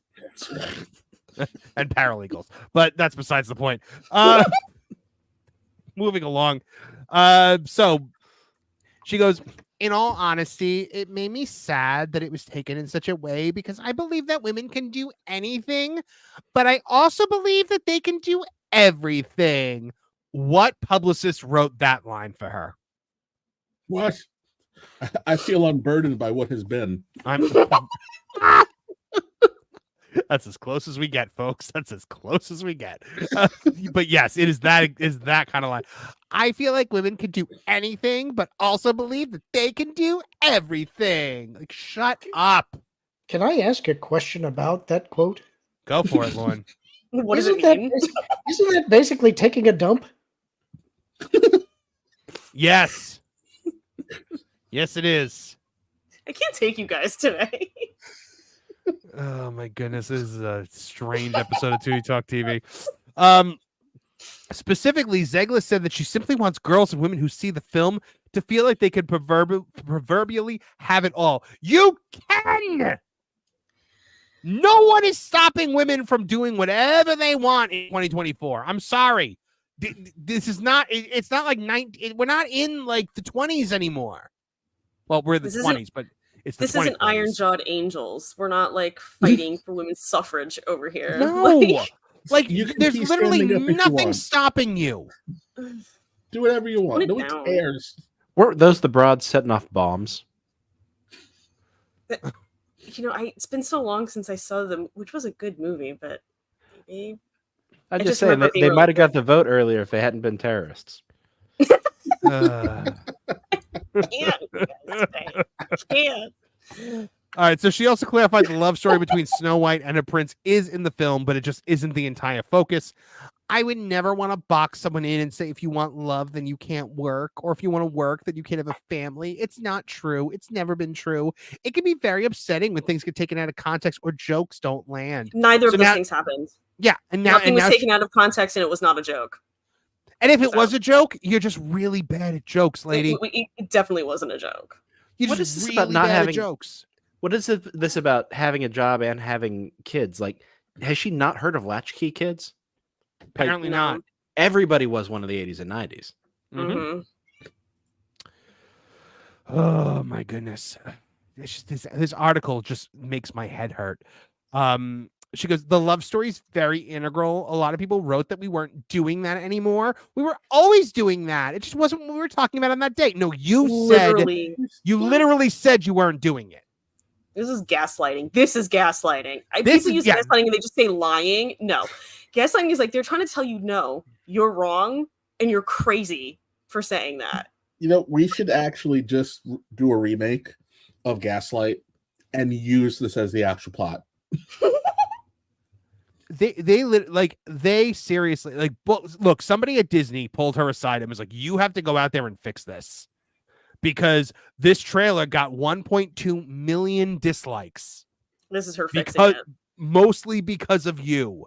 You have to go out there and fix this now. But I don't understand. Like, I would have just hidden her and just had Gal Gadot do all of the press, because you can't put her in front of a microphone without her saying something stupid. I miss how the studio system taught these line readers how to deal with the press. I know. I miss back before the age of social media. Yeah. Yeah, back when we didn't know what they thought. Yeah, we had no idea what they thought about anything. We just had nice little they did a little interview with Jay Leno and that was it, or Johnny Carson.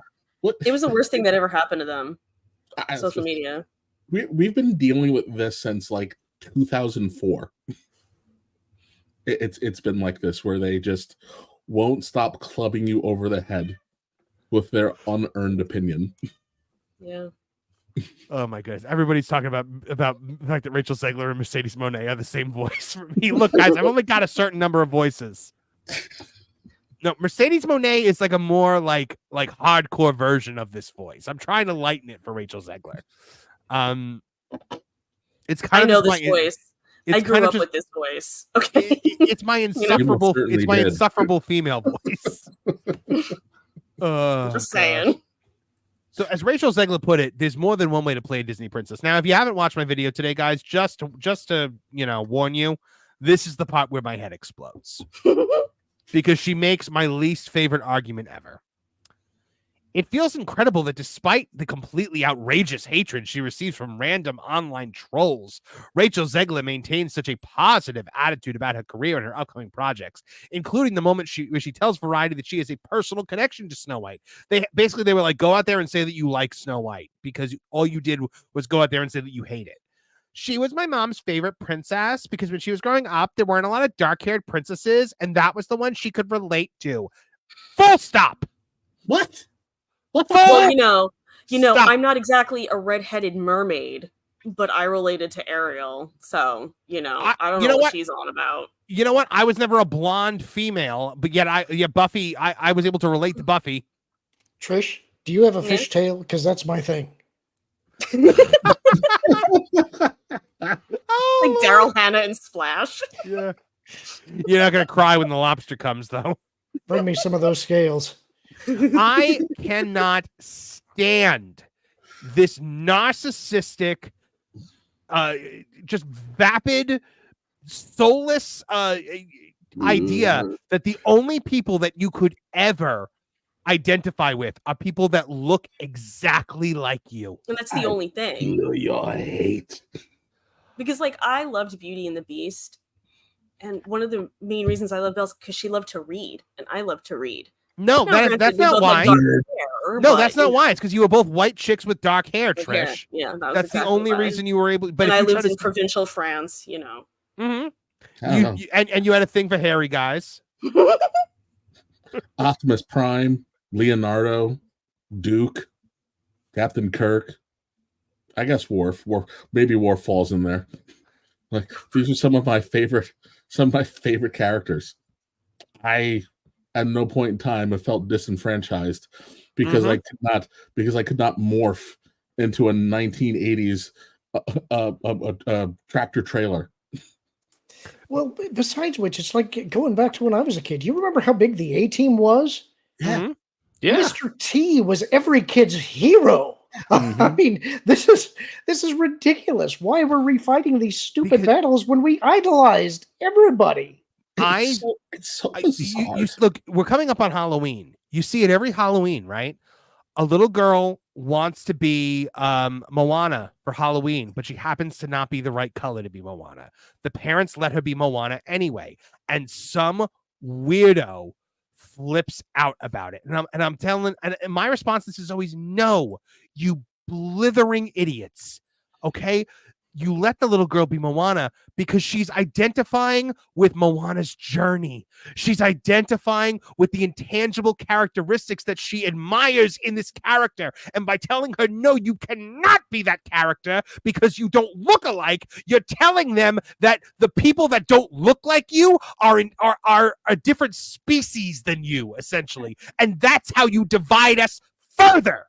I can feel your anger. You should be able to feel it because it's powerful right now. Good. I hate this ridiculous argument. That's true. Yeah. When my daughter was 4 years old, she dressed as Pennywise. Does it mean she identifies with a psychopathic clown demon? You let your daughter do whiteface? Yeah. How I'm dare really you? offended. Only half. That's Half true. whiteface. That is true. That is That's true. true. Your kids are future people. Right. That's how Yeah, I remember. That's African. how you described them to me Yeah. once. They're future people.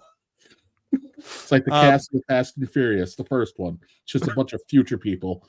No one knows what the hell they were. I remember when your first daughter was born and you showed me the picture, and the first thing I said was not congratulations or anything like that. I said she came out white. And you're like, yeah, they come out like that, but then they like, find a middle ground. Like Dalmatians. I said it like it was like my team won the Super Bowl. Such a moron. But no, like, and also at the end, and not to be the guy that makes this argument, but if a girl of a child of color wants to be Cinderella, you can't tell her no, because then that's terrible. But if if a white girl wants to be more, and you shouldn't tell her no, she should be allowed to be Cinderella. Be whoever you want to be. But the white girl that wants to dress as Moana should also be allowed to be Moana. If I'm being honest, I'll have to confess this. I would not let my daughters be Moana because I hate Lin-Manuel Miranda. Well, yeah, who doesn't? That's a different reason. I'm able to get, the only time I'm ever able to get beyond the Lin-Manuel Miranda thing is DuckTales, because he's Gizmo Duck. Oh, is he? Okay. Yeah, he plays Fenton. Well, they changed it from Fenton Crackshell to Fenton Crackshell Cabrera. They insert some ideology into DuckTales, but it doesn't. So they went so far as to change his race, so they could have somebody else. Yeah, they did. Always him in a cartoon, and he's like a tan duck now instead of a white duck. I'm not kidding, Martin. Martin's reaction to this is worth it, honestly.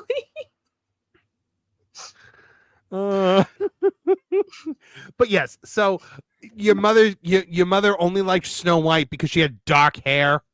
That's it. My mom pulled out of the story. My mom loved Tinkerbell. She's not a teeny tiny blonde-haired little fairy. But we're not allowed to like Tinkerbell anymore either. Oh, right, she's canceled. She also liked Donald Duck. She's not a male duck in a sailor outfit, so little foul mouth with no pants. With no pants. Definitely wore pants. Oh my goodness! My sister was little. She thought Donald Duck was wearing a diaper. That's cute. Zegler also makes an excellent point, where she says that she watched Brandy's 1997 version of Cinderella, the one featuring Whitney Houston as the fairy godmother, constantly as a kid, and that Disney princesses can be played by anybody across as many adaptations as possible, and it's still the same character. You're almost stumbling onto it here, Rachel, because it works both ways. Can we also note, no one had a conversation about this. No, it was 90s. Whitney Houston and Brandy are in this Cinderella remake on ABC. Yeah. No one, there was not a single conversation about the melanin count in this movie. Absolutely. Nobody had an issue with it. Nobody even, I don't even remember anyone questioning it. But anyway, continuing on. So she goes, I grew up in a house where that was Cinderella. She said in reference to Brandy's.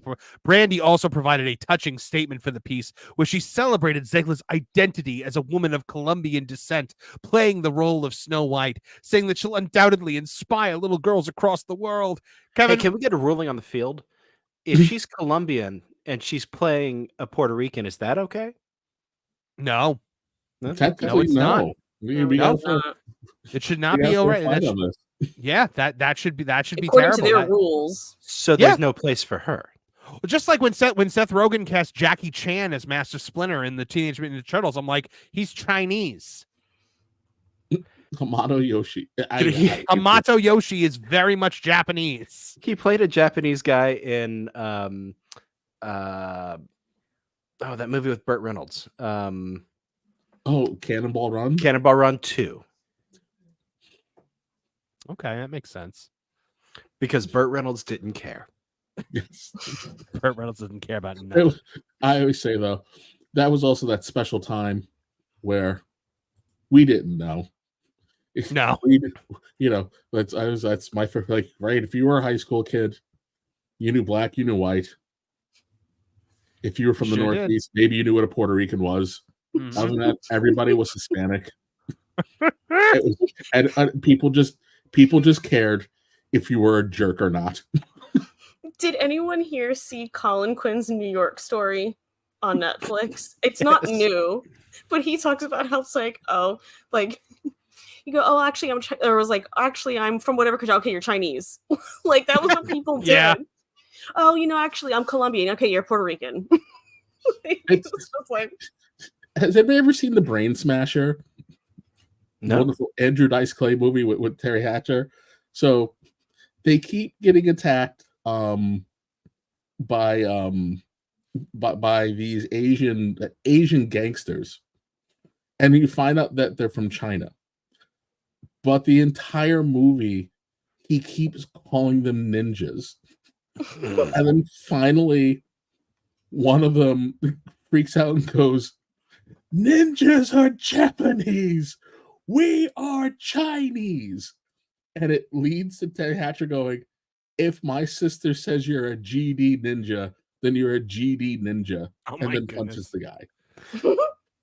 Talk about things that wouldn't happen today. No. Since it's an Andrew Dice Clay movie, I'm imagining that he's using slurs against Japanese people the whole time, and then when they tell him they're Chinese, he switches to using exclusively slurs for Chinese people. You might not know which one has the ninjas, but you know which one has the slurs. Andrew Dice Clay, I'm sure. So Brandy said a bunch of stuff about her, which Kev, we like to call that the Obsidian Shield on this show, don't we? Yes, we do. She got her cred. I said it. Yeah. Obviously, we watched the cartoon, Zegler continued, but a child's mind is the most amazing thing where it's just like, okay, that's Cinderella, but the blonde-haired, blue-eyed, blue-dressed Cinderella from 1950s is also Cinderella. Also, Hilary Duff is Cinderella in a Cinderella story. Here's my favorite line. Why are we bringing Hilary Duff into this? You leave her alone. You leave a Cinderella story alone. That movie's amazing. You keep her name out of your mouth. We're about to get to my favorite line now. My favorite line. I was able to comprehend those things at a young age. Like, what a weird brag. What? Yeah, you're a real genius, Rachel. You're a wunderkind because you were able to get like subtle common sense concepts across your brain. As a young man watching James Bond movies when I wasn't supposed to, I understood that Scottish dude was James Bond. And then that Australian dude was also James Bond. Yeah. I was able to see that Mr. Mom was Batman, but then, Val Kilmer was then Batman. Hey, when I watched The Hunt for Red October, I understood that Russian sea captain had a Scottish accent, and it didn't bother me. Because he also doesn't care. Yes. What was James Bond doing on a sub? That's what I said. That is a long con. He gets into the Russian Navy, has an entire career, trains up their forces just to steal a sub. That is some planning. Thank you very much, M. But then gets captured and imprisoned on the Rock and has to be busted out by Nicolas Cage. Oh my word, it's a cinematic universe. Yes. With one of the greatest lines of all time that we cannot say on this show. No. All right, so ready for when this goes into full-on delusion? Oh, we weren't there? Oh, no. because in just a few short years, Rachel Zegler has built an incredible career and courted controversy. Yeah, she's Meryl Streep. What? After Rachel Zegler bombs. After Rachel Zegler sent in an audition tape for West Side Story and won over one of the world's greatest living directors, she skyrocketed to fame and kept booking big projects. And here's her first example. In 2023, she played Anthea in Shazam! Fury of the Gods, which she apparently thinks she's too good for. I think we all know. That's your example? Sorry, like, go ahead. honestly, I only took it for the money. Like, this is beneath me. Like, yeah, she did whatever. that. She freaking said, shut up. But I mean, come on, guys. Like, to say that she's had an incredible career. I have never heard so many lies in my entire life, other than when I was saying them. You're a liar. I love it. Love the lies, which she bluntly said she did for the money. Yeah, because the comic book movie was beneath her. But then that same year, she starred as tribute Lucy Gray Baird in Hunger Games prequel, The Ballad of Songbirds and Snakes, which, by the way, made money, but nowhere near the money that the other Hunger Games books and movies made. Also, it wasn't because of her. It was because of people who like Hunger Games. Exactly. She also extensively discusses her role in a new Broadway production of Romeo and Juliet, where she leads as Juliet with Heartstopper's Kit Connor as her Romeo, which presents a much younger and fresher take on the Bard's classic love story. They won't say Shakespeare's name in this article. What? Not to mention the fact that I'm pretty sure that Romeo and Juliet were younger than she is, so it's kind of weird that they're saying they were like that 14. it's a younger take. 13 and 14? Yeah. What is happening? I hate when people feel the need to update Shakespeare. Like, no, it's fine. Leave it alone. Can I make a recommendation if we're talking about Shakespeare? Please do. The Al Pacino take on Shylock. God, what's the Merchant name of of the play? Venice. Thank you. One of It my is really one of my very favorite productions. If you like Shakespeare, watch that version of the Merchant of Venice. The climax is incredible. But do be aware there is historically accurate but out of nowhere nudity. I love the Othello movie. Kenneth Branagh as Iago and Lawrence Fishburne as Othello. I mean, that's brilliant casting right there. I think Kenneth Branagh probably directed it. And Branagh's Hamlet's one of the best. But have you ever heard Jean-Luc Picard, Patrick Stewart? Patrick Stewart did a I heard him do the one of the monologues from Merchant of Venice, and it was just brilliant. Absolutely. Was he doing the he does Shylock, I believe. Yeah, the Shylock monologue about if you prick us, do not bleed and all that. Mhm. I've seen that. It's really good.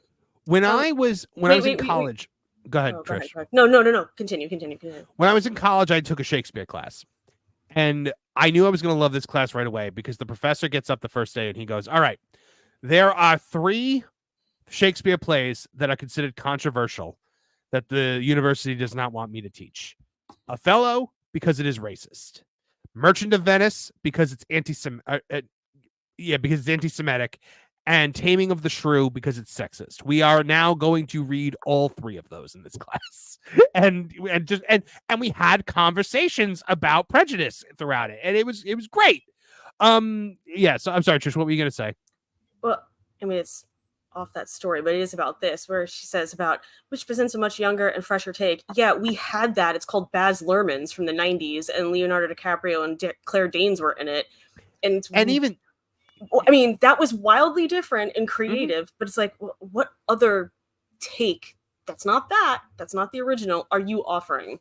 And even then, Trish, I don't think they changed the verbiage. I don't think they changed the writing. They just changed the setting. Mm-hmm. They made the setting and like the music, and they updated all of that. Yeah, and they screamed the lines instead of saying them. On the subject of anti-Semitism in Merchant of Venice, bear in mind the time period, and also Shylock gets the most moving speech about "I am a man too." Yeah, absolutely. Well, I mean, all of this involves needing context that they ignore. So Lauren Connor, I'm so sad to say that apparently you have to be leaving us right now, which I timed this poorly because I wanted to get to Beau Demayo while you were here. And Beau Demayo and we had Mandalorian stuff. So apologies for that. I timed this poorly, but we love having you here, my friend. Yeah, I'm glad to be here. I'm sorry I was late. I have had a very long day. I've been up since 3 o'clock this morning. Oof. I'm exhausted and I need to eat some dinner. So I got to get going. Have fun, guys. Enjoy the rest of the conversation. I'll see you again real soon. Have a good one, my friend.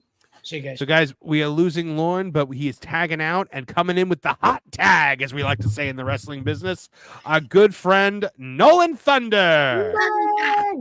So I heard we're racing to another time and the chronomorphers are online. Something about timeless wonders, fire and thunder, off to save the world. Yeah, no, you have to. Yep, we need you to actually sing it though. Hold on, let me pull up that super chat. It was, yeah. Can you sing the Power Rangers Time Force song? Well, you like, give me no money, so I can, but I don't know if I want to doom you all and make all your eardrums bleed with my singing. Go for it. All right. We've been hearing Rachel Zegler quotes for the last 40 minutes. We're good. This is going out to my homie, the Rabbit Wolverine, LC Killer 17. I see you out there, dude. Just wanted to give you a little ballad, letting you know that. Time Force, Power Rangers. Racing to another time, chronomorphers are online. Timeless wonders, fire and thunder, off to save the world. Go, go, Time Force. Time for Power Rangers Time Force. Time for Power Rangers Time Force. Time for Power Rangers Time Force. Time Force. Guitar solo. Time for Power Rangers Time Force. Okay. Time for Power Rangers Time Force. Time Force. Power Rangers, go! There you go. Thank you. Well, thank you. If Ron Wasserman wrote that one, the line probably would have been guitar solo. Yeah, probably. Oh my goodness. It's the Rocky Horror Picture Show. It really was. Oh, I gotta get my clip. Well, how about that? Oh, I love it so much. Oh my goodness, we need to just do dramatic readings of all of these. All right, guys, ready to? Yes. We don't have much left to go with Rachel Zegler here. So this one says, about her great career in Romeo and Juliet. Despite her powerhouse voice, serious acting chops, and frankly delightful presence on the red carpet, she's the worst red carpet person I've ever seen in my life. What bizarro world is she in? Every time this woman opens her mouth on the red carpet, something dumb comes out that causes Disney to lose money. People are horrible to Rachel Zegler. The Variety piece also includes an alarming anecdote. Yeah, somebody threatened her on social media, which we do not condone, and don't ever be that guy, guys, because it's not right. It's not good. We should all be above that. We're allowed to think somebody shouldn't be in a movie without trying to wish harm upon them or needing to dox them or something like that. Like, come on, let's not be that person. And also, when you do, that needs to be said. Honestly, I know, but it does need to be said, and we do. Oh no, I know. We do condemn those actions, and but also when you do that, like, because the thing I always hear is from people that do that is like, oh, well, I'm obviously not serious. I'm like, yeah, but what you do is you also empower them then, and every single person that then criticizes them becomes you in their mind. We're all lumped in with the one idiot who did something dumb. You know what I'm saying? Mm-hmm. You know what I'm saying? All right, I had a coach who would always say, you know what I'm saying? You know what I mean? At the end of every sentence. Say 1,000 miles an hour. Look at you, that as go. Know what I'm saying? Know what I mean? All right, let's go. We got some super chats to get to as well. Let's see. Rabbit Wolverine, LC Killer 17 for $2 says Sydney Sweeney makes me play a lot on Mr. Squatch. If I remember correctly, and I could be wrong, was the Rabbit Wolverine not the one who said something about using Sydney Sweeney's chest as a pillow? Oh, probably. Yeah. That sounds like one of his Okay. super chats, to be perfectly honest. Wolverine. We'll see. And she agrees. Listen, I'm not blind. Yeah. You know what I mean? The dude I don't know has what a that sentence Hooters meant, though. race car as his profile picture. I True. think we know. John JID 999 for 199 says, "Get off social media and get a hobby / learn to golf." I don't remember who that was about. Hopefully not us, because that would be hurtful, and John wouldn't say that. It's probably But- Rachel Zegler. Probably she was Rachel the one Zegler, saying yeah. about social media. Oh yeah. About how she chronically stays online when people are mean to her.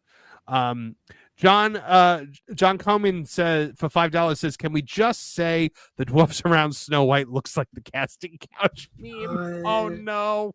Hold on, I gotta pull that picture back up because it kind of does. It really kind of does. Oh no. Oh, it really does. Hold on. Oh. Here it comes. It's coming back. Oh, not like this. Oh, Not like this. Oh, look at the way they're all John. looking at her. Oh no. If somebody Oh, wanted to court a lawsuit, they could label them. Oh my goodness. Marvin, you do realize I will never see that image the same way again now, right? Neither will I. Thanks, Wait, John Coman. how do you say your last name again? I've been dancing around it very carefully. So, I said it all right. We call it Zaglers. her. Yeah, not her. Not Zegler. Yeah. So yeah, little Zeglers in that familiar font logo. Oh no. T-shirts would sell like crazy. Yeah. Little wink, wink, nudge, nudge. Know what I mean? John J8999 for 199 says, "Rachel Zegler and Mercedes share the same brain." Apparently, they've got the same healthy opinion of themselves. It's the Dumb and Dumber poster. Yeah. If they each had half a brain, they'd still only have half a brain. What was that, Martin? I was asking if either one was using it. Probably not. But one makes markedly more money than the other, I'm pretty sure, because Mercedes Monet makes an obscene amount of money. John JID 999 for 199 says, "I feel another cut out Apollo rant heating up." Oh no, we're not doing that again. Because we have had this particular rant so often. I apparently have grafted onto his soul because he said everything I would have said anyway. Yeah, I did your rant pretty much. Like we've kind of like merged at that point. Plenty and Pixel Art has become a YouTube member of Tooney Town TV at the Tooney Town tenant level. Welcome, my friend. Hope you enjoy all the wonderful things that we will be doing here on Tooney Town TV.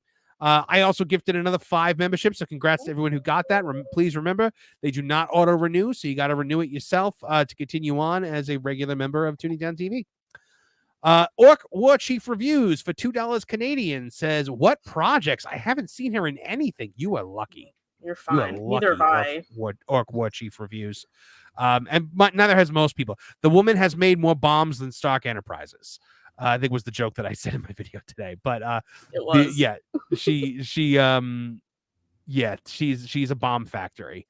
Alejandro Melendez for $199 says, "Rachel Zegler is Amandla Stenberg ×2. Yes, she is. The name Amandla drives me crazy because I just know. keep wanting to say Amanda. Yeah, like any It's sane like person would. Haley Berry instead of Halle Berry. Oh. And I always want to call her Halle Berry. It drives me nuts. Wait, it's not Hallie? There's Halle Berry, and then the girl who was also a in Haley Berry. Yeah, the girl who was in the Little Mermaid live action. Is she not Haley I should say, Bailey? Is it Haley Bailey? I I have even know no idea. anymore. I keep wanting You'll to never. call You her don't have. You Halle don't have to. Berry. You don't have to know, Trish, because we're never going to see her again. It's like who's on first. That It movie. really is. That movie apparently lost a combined $200 million. I saw Valiant was talking about that today. At least Yes, she wasn't Nolan. Can confirm her name is Halle Bailey. Halle Bailey. That's what it was. I said Haley Berry, but it was Halle Bailey. I can't see. You're just a mess. Oh, by the way, I can some names. I've looked it up on IMDb, and I can recite Rachel Zegler's entire profile for actress column. Okay. West Side Story, Shazam! Fury of the Gods, Hunger Games, The Ballad of Songbirds and Snakes, and Y2K. Y2K? Is that Yes. 4 things? That is Four 4 things. things. It's like a Y2K whole hand, girl. Get out of here. comes out this year, came out this year, never heard of it. Never heard of it, yeah. Well, we got This Snow one White makes coming, me think- obviously.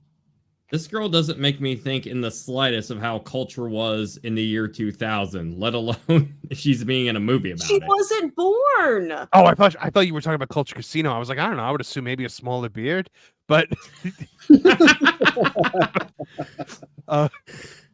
Rabbit Wolverine LC Killer 17 is gifted 1 Tooney Town TV membership. Congratulations to whoever got that. It's like Christmas around here. It really is. We are turning the chat green tonight, folks. That is what I love to see. I love to see a nice green chat. John J8999 for 199 says, hey, at least she's not twerking for the Fempire. That's true. I can't wait for her diss track, though. I'm sure it's going to be her sitting with an acoustic guitar or something. You know, if Lou was here, he would sing that to the tune of Loverboy's Working for the Weekend. I just did that. Everybody's twerking for the vampire. I love how we thought of it. Yeah. You all thought of it at the same time. You guys are all hanging out with each other too much. Okay.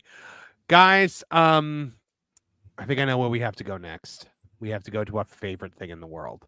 It's time. It's time. It's time to hear. It's time to hear from Beau Demayo. Yes. He needs an intro. He does. He needs an intro. That needs to be a regular segment that has an intro. I love Beau Demayo stories so much. They bring me so much joy. I know you guys agree with me. Man, I really wish we had. God, I'm gonna have to just play a Glomgold thing for We were on the same team. Kids, so there's the Beau. Yeah, Beau Gold.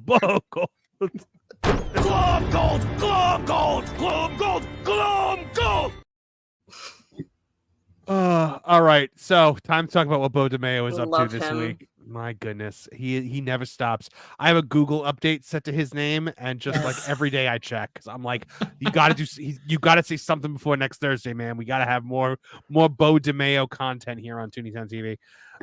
You're a braver man than I, because I don't want that in my search history. Beau Demayo says, still waiting on Spencer, by the way, to do that. I know.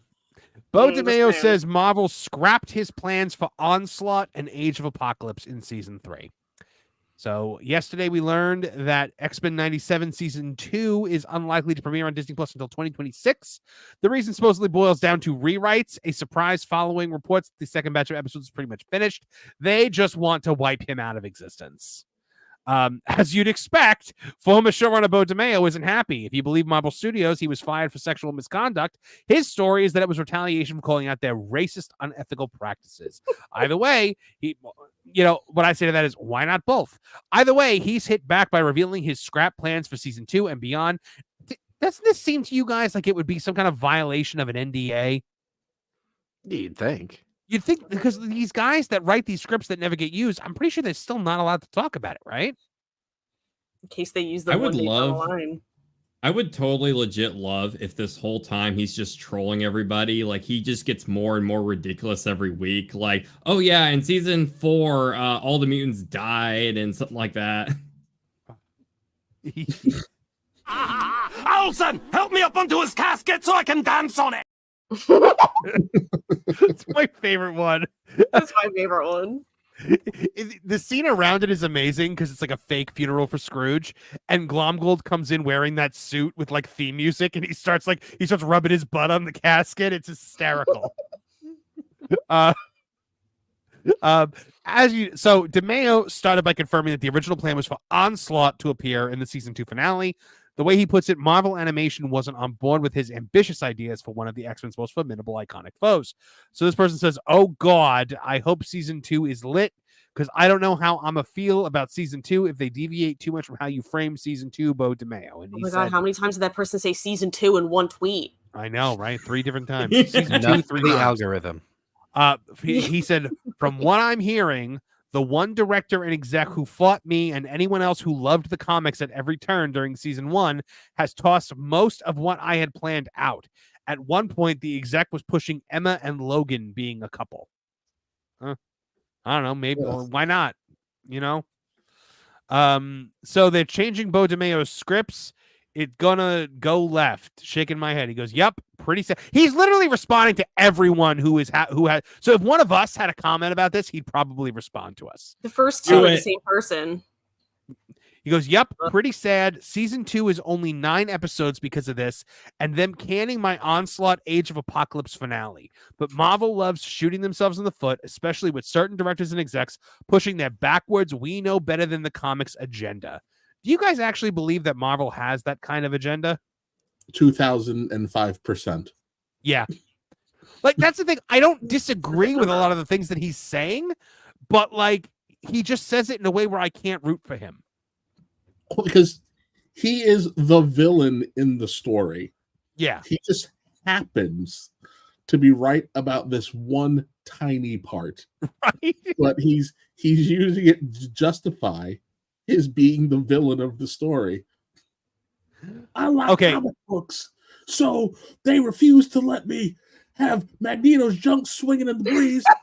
And they all hated my pictures of me cosplaying as Cyclops with my junk swinging in the breeze. That was one of my favorite conversations on this show. By the way, it was very important for the show that a naked Magneto swinging pipe and hanging brain was to be strapped to a St. Andrew's cross, and I believed in it so wholeheartedly that I strapped myself nude to a St. Andrew's cross and sent pictures of it to my entire staff of males under the age of 30. That commitment to the art. Yeah. Kev, walk us through who Onslaught is for those that don't know. So after Magneto rips the adamantium off of Wolverine's body, Xavier has the that's all I can stand. I can't stand no more Popeye moment. Yeah. And he mind wipes Magneto, essentially turns into a vegetable. Some stuff happens, they get separated. Everybody thinks Magneto's dead, but he's hanging out with Colossus somewhere else. And then later, this super jacked guy in a red helmet starts showing up and curb stomping all the heroes. You later find out, and if you were a comic book nerd at this time, the fan theories were running wild, like to the point that it was like it's the original Professor Xavier body, because back in the day when we introduced the Brood, everybody forgets that Professor X was young because this Professor X was a clone. The original Professor X got infected by the Brood and turned into a creepy alien. But you find out that Onslaught was the astral plane manifestation of the Xavier and Magneto personalities combined, and it fed off of their worst traits and turned them into this unstoppable entity that had to be disposed of by Franklin Richards after all the major non-X-Men or Spider-Man heroes sacrificed themselves so to defeat the Onslaught. So essentially, Onslaught. And now, is it obvious why he wanted to do Onslaught, though? Do you think part of it was the fact that it is technically the child of two men?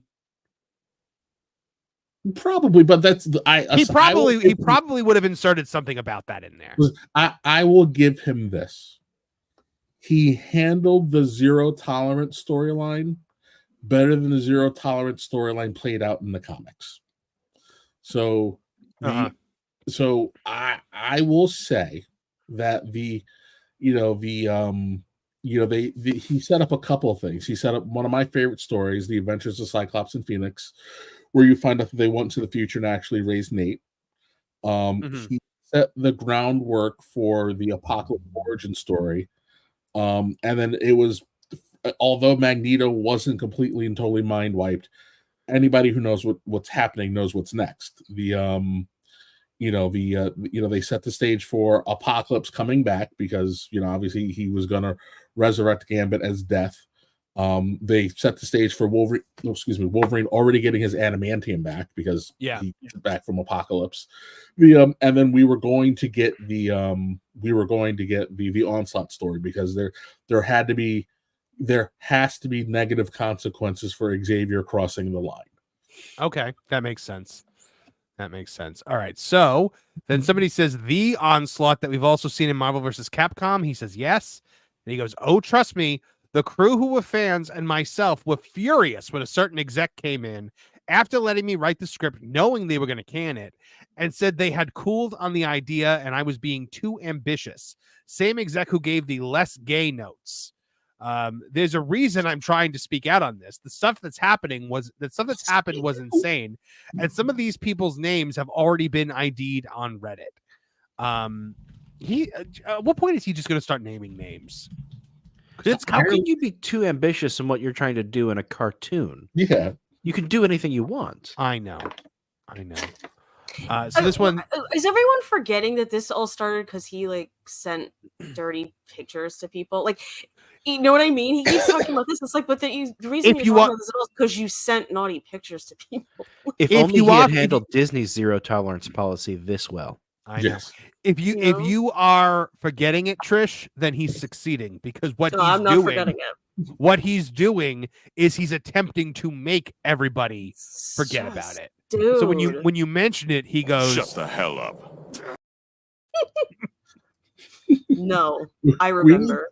We need someone screaming deflection every time Beau Demayo opens up his mouth. I get it.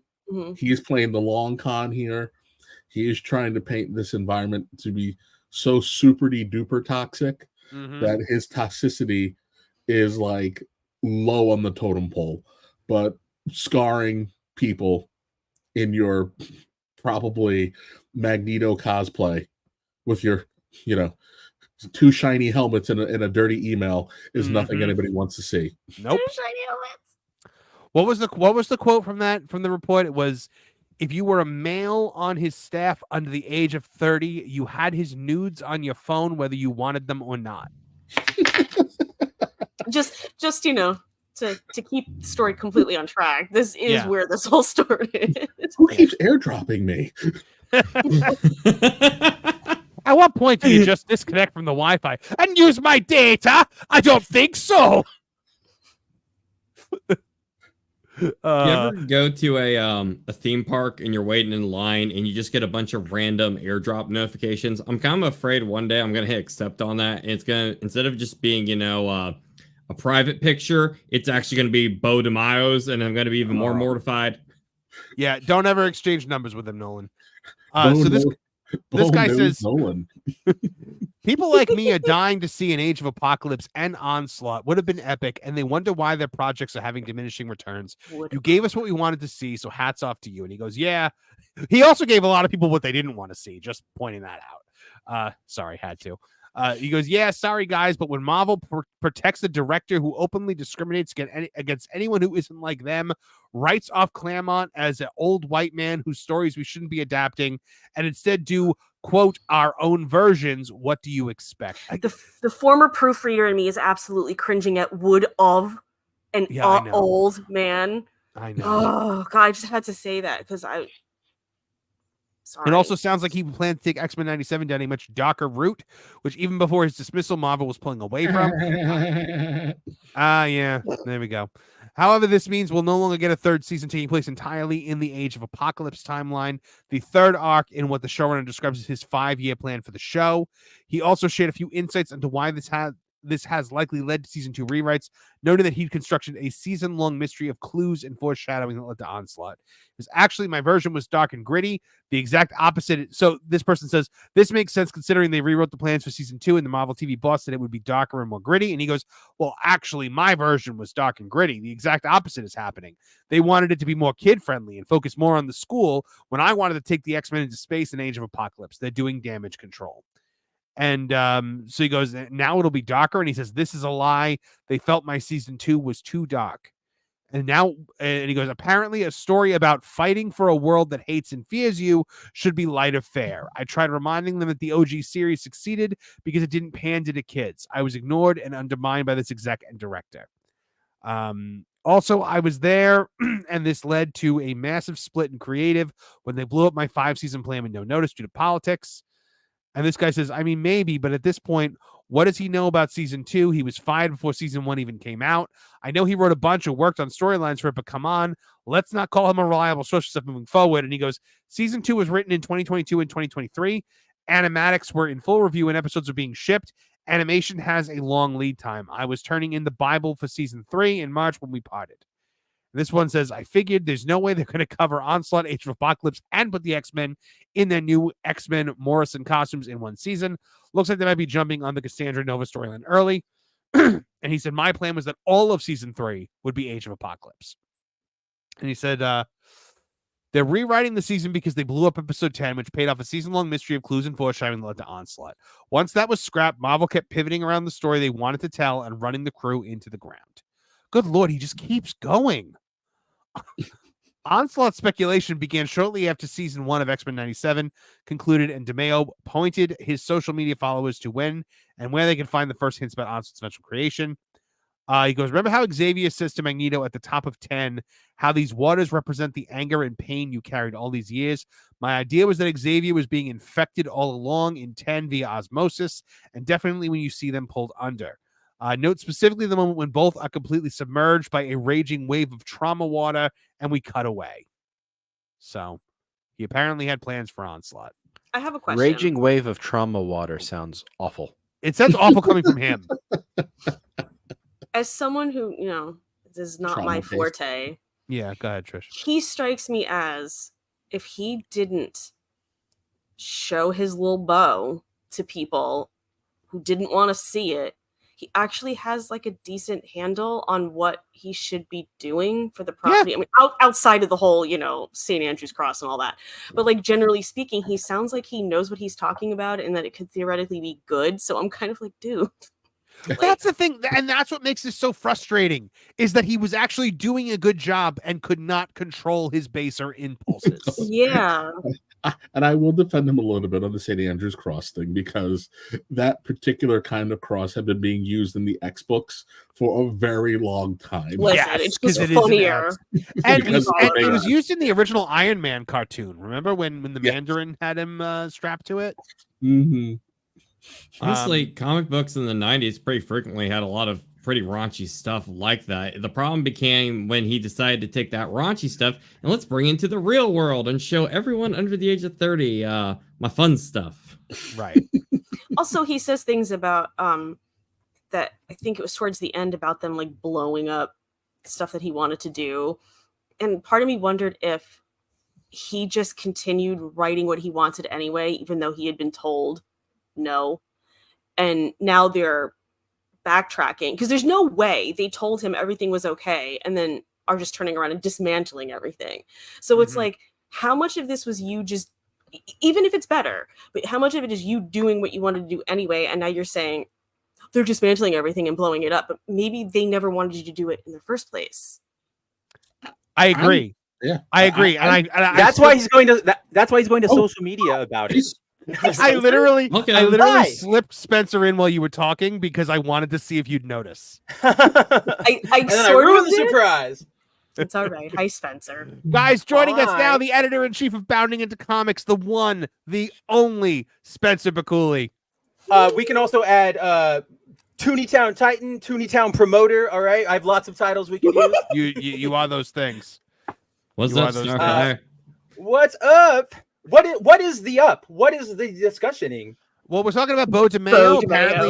Apparently, he was going on a Twitter tirade, saying that Onslaught was supposed to be coming at the end of season 2, and they're completely throwing all his scripts out for season 2, and that's why you were not seeing the X-Men again until 2026.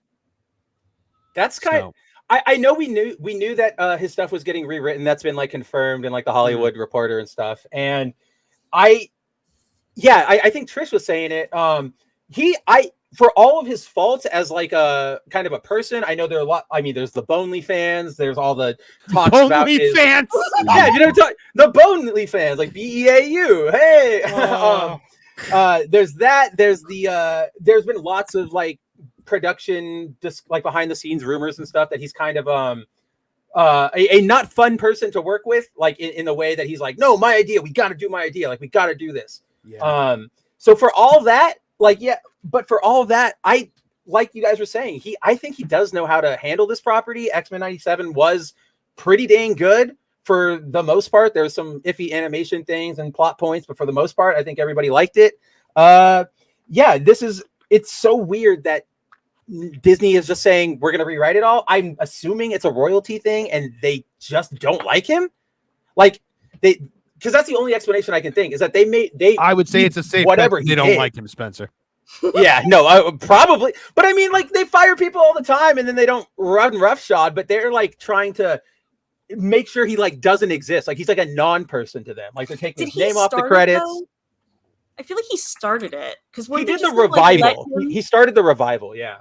Well, no, like he started the beef. So yeah, what happened was yeah. They let him go. They were just gonna like let him peacefully go and not make a thing out of it, and then he was just like, they gave him the Hollywood send off. They gave him it's just a mutual parting of ways, and we wish him all the best. He did such a wonderful job, and then he started sharing fan art of himself as a bondage Cyclops. And Marvel was like, nope, you're not associated with this show anymore. We're pulling your writing credits. And then you're not associated with me. Yeah.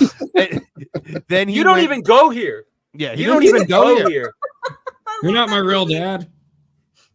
So then he went ballistic at them, and then all of a sudden it quote unquote leaked that why he actually got fired because he was allegedly sending pictures of himself. This whole thing is a mess. Yeah. He just had to not send pictures of his junk around. They blocked him from going to the Emmys, and now he just will not stop. He just will not stop. No, he won't stop. And to me, like, I think the thing that really, we're no fans of Disney here. I'm not about to say they are totally innocent in all of this. But the thing that really sort of got me off of believing his side was when he was like, I'll give you all the full information. Don't worry. Go to my OnlyFans tomorrow. I'm like, okay, you grifter. Yeah, and we nominated you to be the one to do that. Yeah. Yeah, and I was trying, but I had a payment issue. Yeah. Because before I could buy a subscription, I just bought all of his image packs, so I was out of money. Right. It is astounding how all these authors on Twitter, the best thing they will have ever written was the thing nobody will let them write. Mm-hmm. It was going to be so amazing, y'all. That is, it would have been the best thing ever. I could see him being someone who is like, we have to do, no, it's this. We have to do this. Like, he seems like he would be very aggressive. Trust me, bro. Yeah, I have a feeling he's very aggressive in general. Did you check your messages? I sent you messages. He strikes sends you the message and then like walks over to your desk and says, did you get that message? And it's like, dude, I just sat down. Dude, I saw it was a picture. This is like when Joss Whedon was obsessed with showing you his butt. Yeah. Is that a thing? I'm sorry. No, I said, what if? I was like, when did that happen? I was like, I believe you, but I just had never heard that. Like, you could have started a whole rumor there. Tomorrow, there's headlines. Joss Whedon shows Michelle Trachtenberg his butt. No, he just shoves James Marsters up against. I was getting confused. Up against the wall for being good at his job. You didn't see that clip? It was from a while ago. You're gonna die. Okay. Apparently, he was like super pissed that everyone liked Spike, and they were like, "You can't kill him," and Joss Whedon just really wanted to kill Spike, and he couldn't kill him. Well, because when people love a character, Joss Whedon needs to kill them, and he took it out on James because he was good at his job. I am fascinating. I am convinced that he achieved completion when Fred died in season 5. I was trying to put that as best I could. No, Joss, I don't think you did. Joss Whedon had a just a fixation with killing characters that people loved and torturing them. Fred. Yeah, he was like Ryan Johnson. He wanted to subvert everything just to get like you to cry. Well, and that's, you know what, and it finally came back to bite him in the most epic way, because in the era of streaming services reviving everything, Firefly would have definitely gotten a revival if he hadn't. 1,000%. If he hadn't thrown a hissy fit in Serenity and killed the entire cast. Yeah. The world's greatest temper tantrum. Serenity is nothing more than a temper tantrum where he takes all his action figures and breaks them. I just, he also threw a hissy fit and got Angel canceled. So, you know. I'll never forgive him for that. No. All right. Well, speaking of things I'll never forgive, there was a new episode of Agatha All Along this week. Has anybody watched it? I watched it. Trish, you have. Kevin, did you get through it or did you not get through it? I started it, fell asleep, and never got a chance to catch up to it because Spencer, have you been watching? I think Spencer gave us the BRB. Yeah, he did. Sorry, I didn't see that. Nolan, have you watched it at all? I have not, unfortunately, or fortunately, depending on your mindset. Look, there's not really a lot to talk about with this episode. It really was kind of lame. Like I think it was the best of the four so far. But did Trish just freeze? Oh, there we go. No, this is me. Okay. This episode did let me figure out who this show is for, though. 45-year-old wine-soaked cat ladies. Yes, who loved unironically that Bette Midler witch movie. Hocus Pocus. Hocus Pocus. Hocus Pocus. Yes. Yeah. Well, we also learned that every character on this show is at least a little bit gay. Yes. When Aubrey Plaza claws her way out of the dirt, and they're all like, "Oh, I don't know if I hate her or I want her phone number." Yeah, she's kind of hot. And we had it. We finally got that cool looking demon from the trailer, and instead of a magical fight with the demon, we've defeated her with the power of our rock and roll. Biggest problem.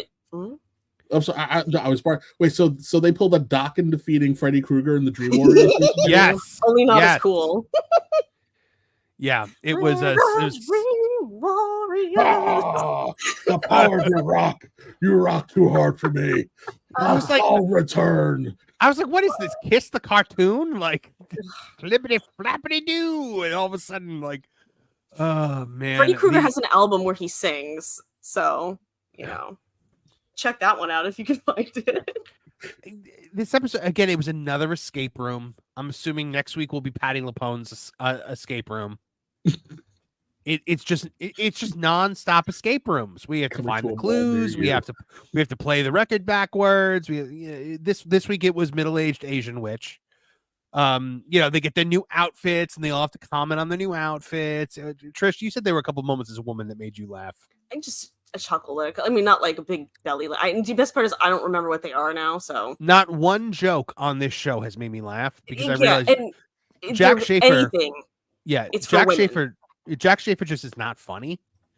And again, it's when people who are not funny attempt to write I remember one. comedy, it's not good. And everything Marvel now has to be comedic. They all have to have that Marvel sense of humor. That it's almost like a Joss Whedon snippiness. What was that, Trish? I just remembered one of them was I giggled at Candle Witch in the circle. Uh-huh. And Agatha's like, "What do you live in the circle now?" or something. She was like, "I'm in the circle." Like I'm not doing it.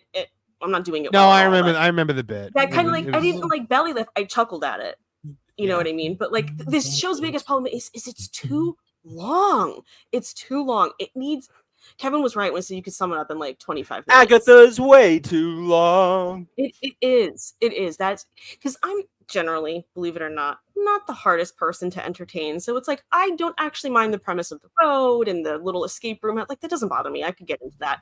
It's just every episode drags on and on and on, and it makes me be enough.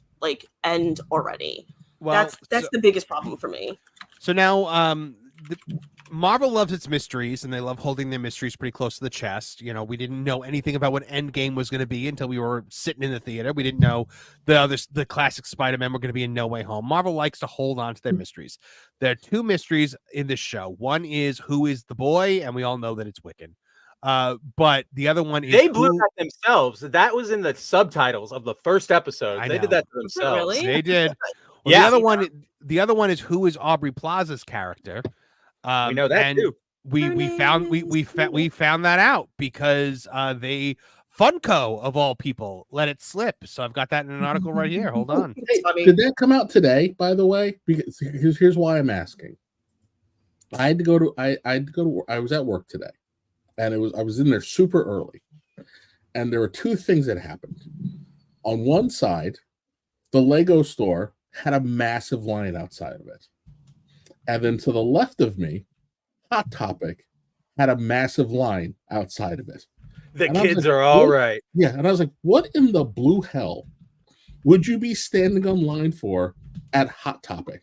And they're like, and like asked what Funko. Like, oh yeah, he's like, no, they get exclusive Funkos, and I was like, oh, I was joking. Good gosh. Yeah, no. He's like, no, they get exclusive Funko Pops. I'm like, oh, this makes sense now. Because I'm like, I could not think of anything. I was like, what 90s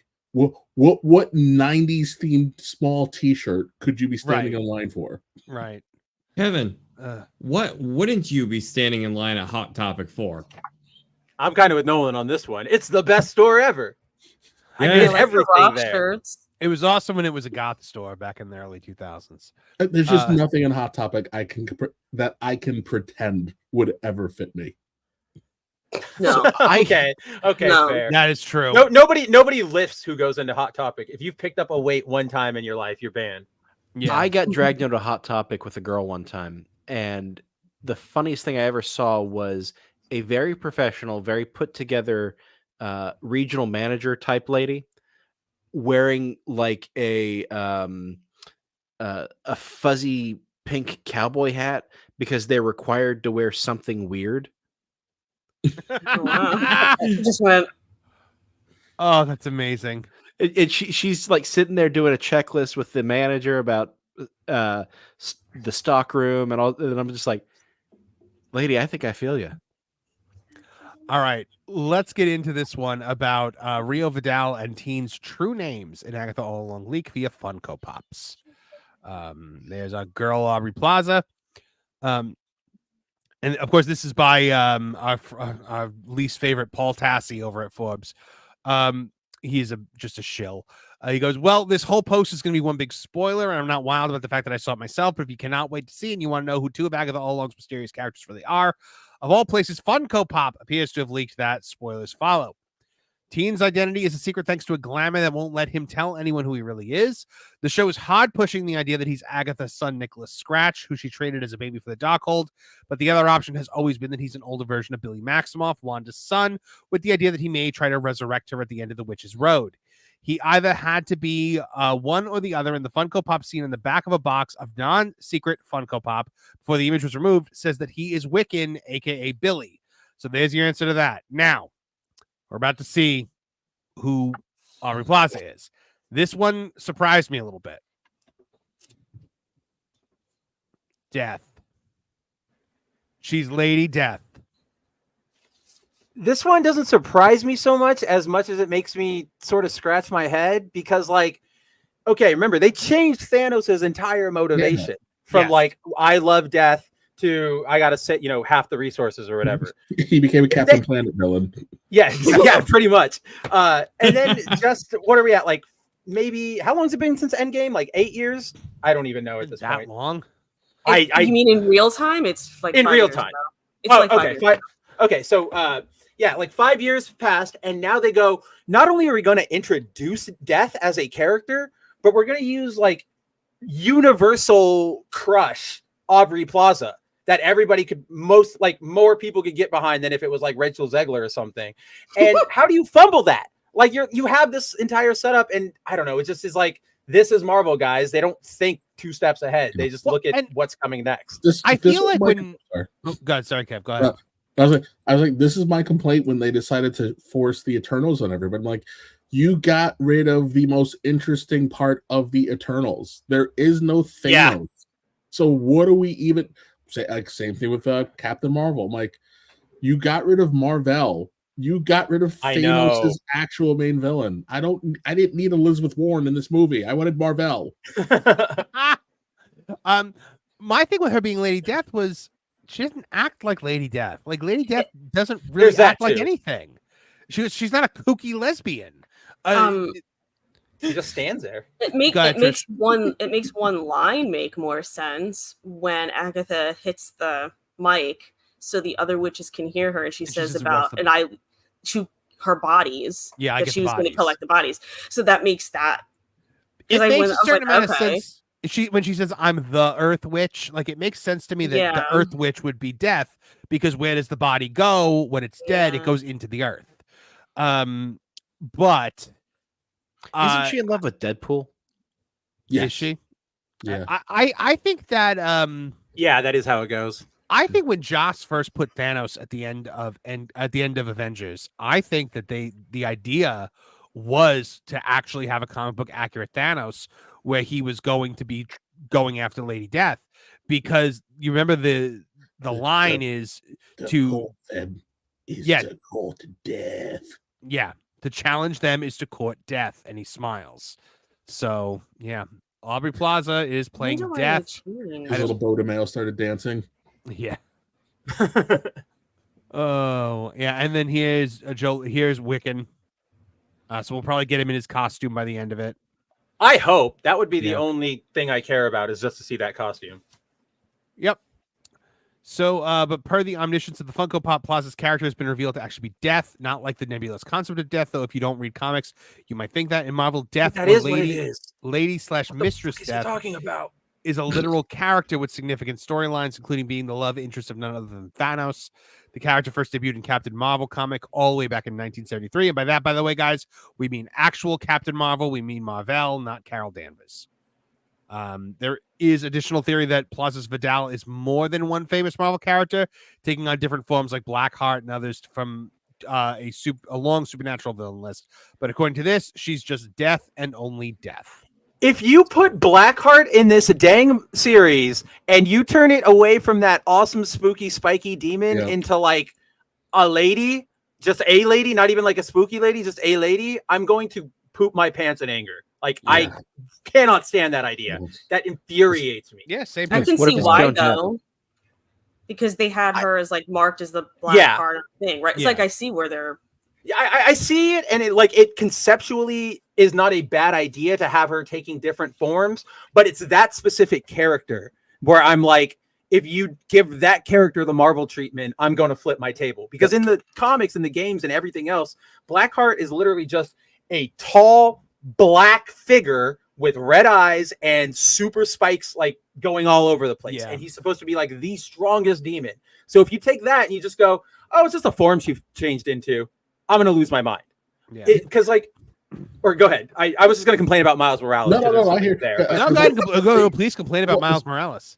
Well, because what pissed me off too is we actually live in a world where we could get one of my favorite trades was the I brain farted what it is, but it was Wolverine, Punisher, and Daredevil, and they all wind up in this podunk town. They don't know why.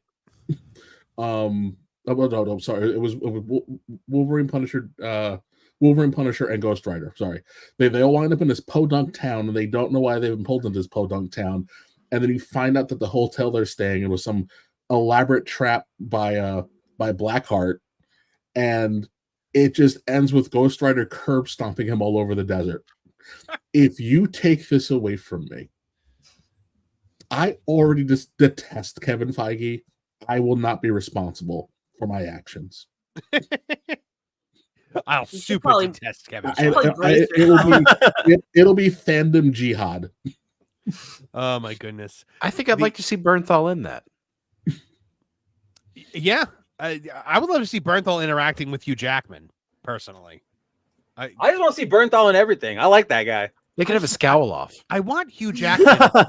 I while they've got Hugh Jackman, I want him to just interact with everybody. I need to see him team up with Spider-Man. I got to see him team up with the Punisher. Got to see that, yeah. Yeah, I mean, it's all got to happen. Or just real quick, go ahead. Marv, because it's related to Blackheart, and I need to get it off my chest before I forget it. So I have always liked Blackheart ever since he appeared in the like Marvel versus Capcom games, like Marvel superheroes, all that. He's really cool. He's the main villain. I always thought he was cool. He kind of disappeared from comics for a while in the like 2000s, like 2000 to like 2020, I almost want to say, because people just didn't know what to do with him. Like there's other demonic enemies you can use, Mephisto, whatever. They brought him back for the very first issue of Miles Morales's first like 616 solo series. And in that book, in that issue, it opens with Blackheart and the actual Avengers plus Spider-Man, like Peter, like they go to fight him and he wipes the floor with them, like completely, just like Blackheart just doesn't even like shrug. And then it's Miles Morales like goes to fight him. He gets shrugged off once, and then he's like, "Oh yeah, how do you like this?" And he venom blasts him like with that stinger thing, and one hit KOs Blackheart. And all the other Avengers are like, "You're so good! I thank gosh you were here." And I'm like, I'm going to scream. Ew, doo-doo. Idiot. Hey, speaking of the core audience of Agatha all along. Yeah. Oh, you know what? That wasn't the one I should have played because that was just sheer idiocy. Where's my good one? Oh, there it is. Fools! Idiots! Imbeciles! I hate it so much. By the way, I found the perfect Kevin Apollo if they make Blackheart a girl to Kevin Apollo to Kevin Feige. Olsen, help me up onto his casket so I can dance on it. That was a joke in the DuckTales reboot. That's yes. awesome. Oh my! I'm getting great. I'm getting so much. By the way, I'm very upset, guys. Nobody's really talking over each other this week, which normally I had this opinion that I was going to share. But... There we go. Hey, we can't all make declarations of hatred at the same time. Oh, that's why you had the clip ready to go. I love it. It's from one of my favorite episodes. Hey, we can't all make declarations of hatred at the same time. The episode is called Glom Tales, and it's literally Glomgold puts his own family together, and it's him, the Beagles with Ma Beagle, Don Carnage, and Magica, and Mark Beeks, and they like when they go to confront Scrooge, they all start monologuing at him, and he's like so pissed about it because they're all stealing his moment. Which is I need to watch that show. I heard it was really, really good. It's the best. It's the best remake ever made. It's the best remake ever made. With the Marvin recommendation. Now it's like I got to start it this weekend. I got it. Scrooge McDuck! We were on the same team. He's I gotta play the caddy one more time. If you want to be a winner, just follow these 3 rules. I'm already a winner. Nobody tells Splinter and Glomgold what to do. You're fired. The trade is called Hearts of Darkness. Ah, okay. I'll have to look that up. All right, guys. That was all I had for this week. Well, I mean, I had a thing. Oh, you know what? No, I'm sorry. I got one more thing if you guys want to go. Technically it's 2 things, and it's going to end us on a lighter note. One of them is not super light, but we can make it light because something happens in it.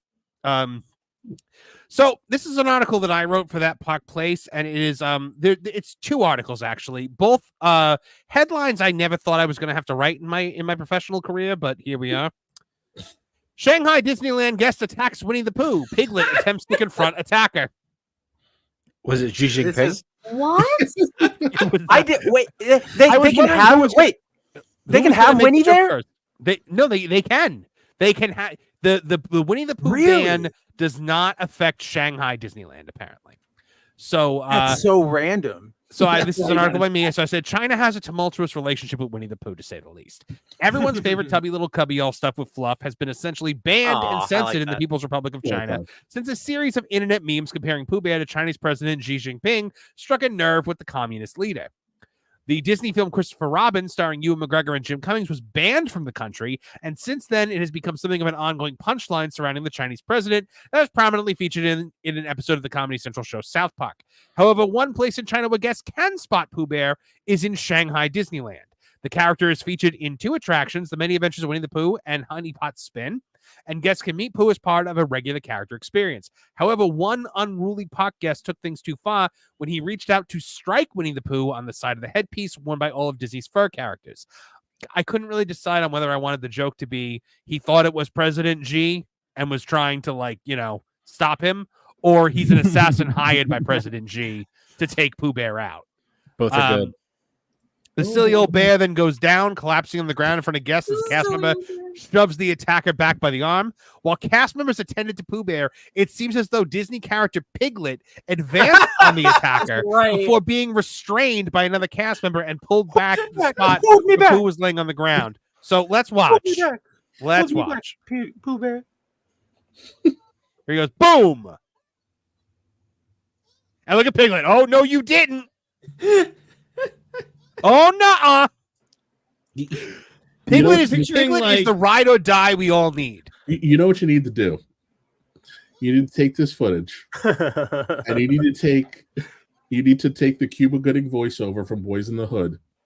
Have Piglet screaming Ricky. So I was thinking like a 70s Asian martial arts movie. Soundtrack. Amazing. So now I know it looks like a little innocuous little tap on the side of the head, but apparently inside those costumes, the heads are so heavy that a little attack like that can really ring your bell. Let's see it one more time. Boom. The guy looks so happy. I just love that. Look at Piglet advancing with a purpose here. Oh no, you didn't. We all need a friend like Piglet. Yes. Most people aren't that happy when they touch poo. Yeah. Well, funnily enough, it was not. funnily enough, Martin, it was not the first time poo has been sighted on the sidewalk at Shanghai Disneyland. There was a big problem with it when the park first opened up. But there actually was a big problem with it. I'm not even lying. So Pooh Bear was eventually helped to his feet, guided away from guests, hopefully received medical attention. There's been no update on the cast member's physical condition. We hope that he or she is not injured from the encounter. There is no word on what happened to the man who struck Pooh Bear. However, Disney has a zero tolerance policy for this kind of guest behavior. If Shanghai Disneyland has similar policies to the American theme parks, it's likely that he was at the very least ejected from the park and banned from returning permanently. There is no word on whether Chinese authorities arrested the man, nor will we ever receive word on something like that. He was given a Medal of Honor. Yes. Yep. I am impressed that you didn't construct this sentence that he or she was injured. That's good. I have to keep my professionalism somewhat in these situations, but yes, that. But speaking of things I never thought I'd have to write, let's go to our next and final article of the night. Also from That Park Place, also written by me. Mickey Mouse loses his pants in front of guests at Oogie Boogie Bash in Disneyland. Oh boy! Just let it breathe. Boogied a little too hard. Yeah. May Oogie Boogie rest. Breeze between my knees. Was Beau Demayo in the costume? Or Beau Demayo? Beau Demayo. Use it for inspiration, people. So I wrote, sometimes when writing a story, a headline says more than an intro paragraph ever could. So to kick this one off, I'm going to just reiterate the information already presented to you in the headline. Mickey Mouse lost his pants, dropped his drawers, if you will, before the eyes of hundreds of guests at Disneyland this past weekend, Oogie Boogie Bash. His Steamboat Willie. The Mickey in question was the Kingdom Hearts version of the Disney company's Big Cheese, and this wardrobe malfunction. How dare they! And this wardrobe malfunction occurred as he's making his big entrance. Mickey walks in, waving at the crowd gathered to meet him, and his pants then proceed to fall around his ankles. Mickey suddenly stops short, as though embarrassed, pulls his pants back up, and holding them, shuffles forward to a character attendant who helps the company mascot regain his dignity. The entire ordeal was captured by a TikTok user named Magic with Airy. She wrote the video POV, meeting Kingdom Hearts Mickey did not go as expected. Let's take a look. Trish, those are the reporters now, okay? You can't, of course. TikTok is news. I find this one personal. Here we go. Come on. I'm a lady. Play. I can't. Play, damn you. You probably have to go to the site, like hit watch now or whatever. It's all stupid. Yeah. TikTok sucks. It does that on bounding too. Like TikToks do not play. They do that on purpose, I'm sure. Yeah. Oh, 1,000%. Yeah, they want to get you to go onto the platform. Here we go. And there they go. Mickey, no! With all those belts and zippers, how did that happen? Aww, too many belts and zippers, Mickey. None of them attached. One more time. Here we go. And down they go. I like the little. Me too. I was just about to say that, Trish. Like, good on the employee for at least like playing. I have not to playing with it, but playing into it. I have to hand it to this cast member. I really have to hand it to this cast member because they stayed in character for the entire time. Yeah. And look, it looks like he's just like embarrassed. Like, oh boy, folks. Oh, sorry about that. Good thing it's really small. Huh. It's like watching a skater kid. Oh, this got taken away by G. There's nothing here. Yes. All right. All he needs is a wallet on a chain. It's big old Jenko jeans. Kingdom Hearts 4, Jinko jeans, Mickey. Let's make it happen. Come on now. Jinko jeans. All right. He's going to the real world. Okay, let's take a look at what He's else going we've to got in Star terms Wars. of super chats. We got two more. Super John JD 999 for $2 says, "Hey, at least she's not twerking for the Fempire." Oh, we read that one. And then he says for $1.99. Hey. This show sounds like completely stupid nonsense. Talking about Agatha, not this show. Yeah, Yeah. not I was gonna say We're doing a pretty which good show? job. Yeah, I was gonna say this is a good episode so far. It was such a good episode that Doc. I was like, if that's not about Agatha, that has to be like a joke at us. Like, this is so bad, even though we're doing so good. That's how confident I am in in tonight's episode. Well, we've all seen what's going to happen with Agatha.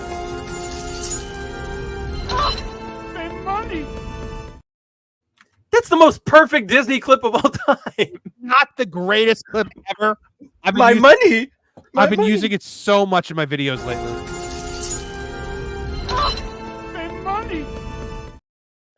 By the way, DuckTales Treasure of the Lost Lamp. Yep. An amazing film. I consider it the last episode of DuckTales. The original.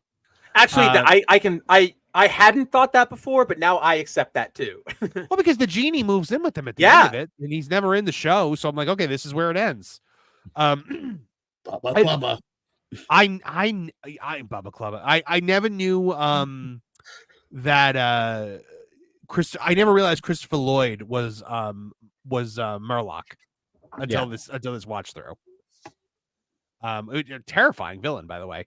All right, guys, that's all the time we got for today. So, huge thanks to all of our wonderful audience out there who, have been turning the chat green all night. This has been a fantastic episode. So glad for our panel. For those that have left already, huge thanks to Lou Wasserman's Ghost, who joined us for the beginning of the show. Big thanks to Lauren Connor, who had to head out as well. Spencer Bakuli, tell us what you got going on. That's me. You can catch me over at boundingintocomics.com every day. We're putting up new news stories. Go subscribe to the Bounding YouTube channel. Why did I say it like that? That was a really weird cadence. And then, go check out my own channel, Studio Kabuto. I host a live stream Friday nights where I hang out with you guys and talk about whatever you guys want to talk about. And then I also have a channel, Foil Variant, which has a show right before Tooney Town, where I talk with Andrew Rodriguez of the Rippaverse about general comic topics. It's supposed to only go an hour over Tooney Town, so I can be here for most of the show, but we're still working out the kinks. So come join us while we work out those kinks. But not Beau Demayo's kinks. Not Beau. Yeah, no, we're not working out any joke about that, and I was like, and then like a second pass, I was like, the moment's gone. Dang it. Martin, what do you got going on that people need to know about? Well, I'm having a blast doing The Lost Guys with Nolan Thunder and Hangry Table. Recently, our members' video on That Park Place was Superman Lives. Fantastic. Favorite episode. Such a good story. Do you guys go into like the Kevin Smith stuff about it as well? And like, we do. Oh, yeah. The giant spider in the third act. Did you notice that in Man of Steel, there is a giant spider in the third act that he fights? Wait, when? When he fights the World Engine. Yeah, when he's fighting the World Engine. The World Engine suddenly grows extra arms and becomes a giant spider. And it starts like walking at him. Yeah. Yeah. Did they do that on purpose? Too. That guy was that same guy was the producer of it, so I'm assuming that he just had it that he had to fight a giant spider in the third act. That's a long play. John Peters, right? And in Superman Returns, there is a polar bear near the Fortress of Solitude. Chewie rattling a polar bear. Why does there need to be a polar bear there? Speaking of polar bears, by the way, this new we'll talk about it closer to the holidays, but this movie with Chris Evans and The Rock and the polar bear trying to save Christmas looks like it's going to be really funny because they're playing it completely straight. Yeah, I think I'm going to check that That's one how out. you have Red to do One. it. Heck yeah. Yeah. What was it called? Red One? Yeah, I think so. Yeah. All right, Martin, anything else to add to the Lost Guys? No, there's nothing else in my life. Oh, No. I'm sorry. You got here. We love you here. Thank you. Nolan Thunder, you've been making some big moves lately over on your channels. Well, before I get into that, I just want to say I'm so proud to be the biggest thing in Martin's life. I just wanted to say that. Phrasing. Everybody. Anyways, some major things are going on.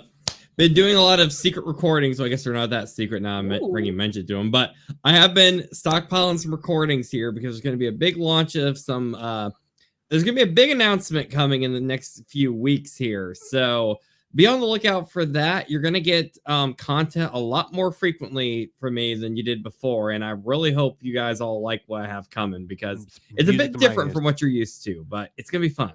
I love that you're doing this, Nolan. I'm very, very excited. Thank for you. it. And of course, you can catch Nolan and Spencer and me over on That Game Place. But Don't Kevin ever forget Apollo, Spencer.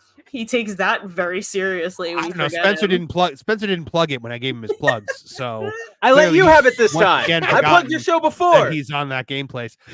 Kevin Apollo just made his That Game Place debut. We did a video with Culture Casino, him and I, talking about Dragon Age. Last I checked, that video had over 18,000 views on it. Ooh, wow. So I would expect to see Kevin Apollo on That Game Place again very soon.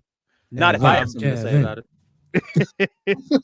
No, you can't be more successful than us. Spencer's like, I must be the only minority on this show. I need that victim card just for myself. Trish, by the way, Trish, I know you don't usually have things to plug, but I do want to, as an anecdote, somebody just commented 10 minutes ago on our video where you and I watched the Snow White trailer and just says, it's absolutely hilarious that Trish has pale white skin and ruby red lips during this video. I love it. I didn't even notice that. I didn't even think about that when we recorded it, but you did. You were wearing like the bright red lipstick. It was. Oh my god, that's really funny. Yeah, I didn't realize that. You're That's more just, Snow White. That's just me, baby. That's just how I am. It's Hollywood, baby. But yes, your regular viewers are going to think that we are full of poo. All the times we say, we're going to do this with me, we're going to do that with me, and it's going to start looking like we're full of it. But you have to tell me. It's not just you, it's Kevin too. I'm not going to let you take all that heat. It's Kevin too. He and I came this close to getting something done the other day, and it just fell through. So we're not lying. Yeah. I'm not lying, everybody. Now, all of you new members, we are going to be doing a Supernatural watch along pretty soon. Not like watching it on the video, but we're going to watch an episode every week and talk about it. So the three of us are going to do that. It's going to be a lot of fun. And when we're like 80, we'll be done. Yeah. It's never going to be completed. I'm calling it right now. We're gonna get sidetracked. Maybe we'll get through the first season. I don't know.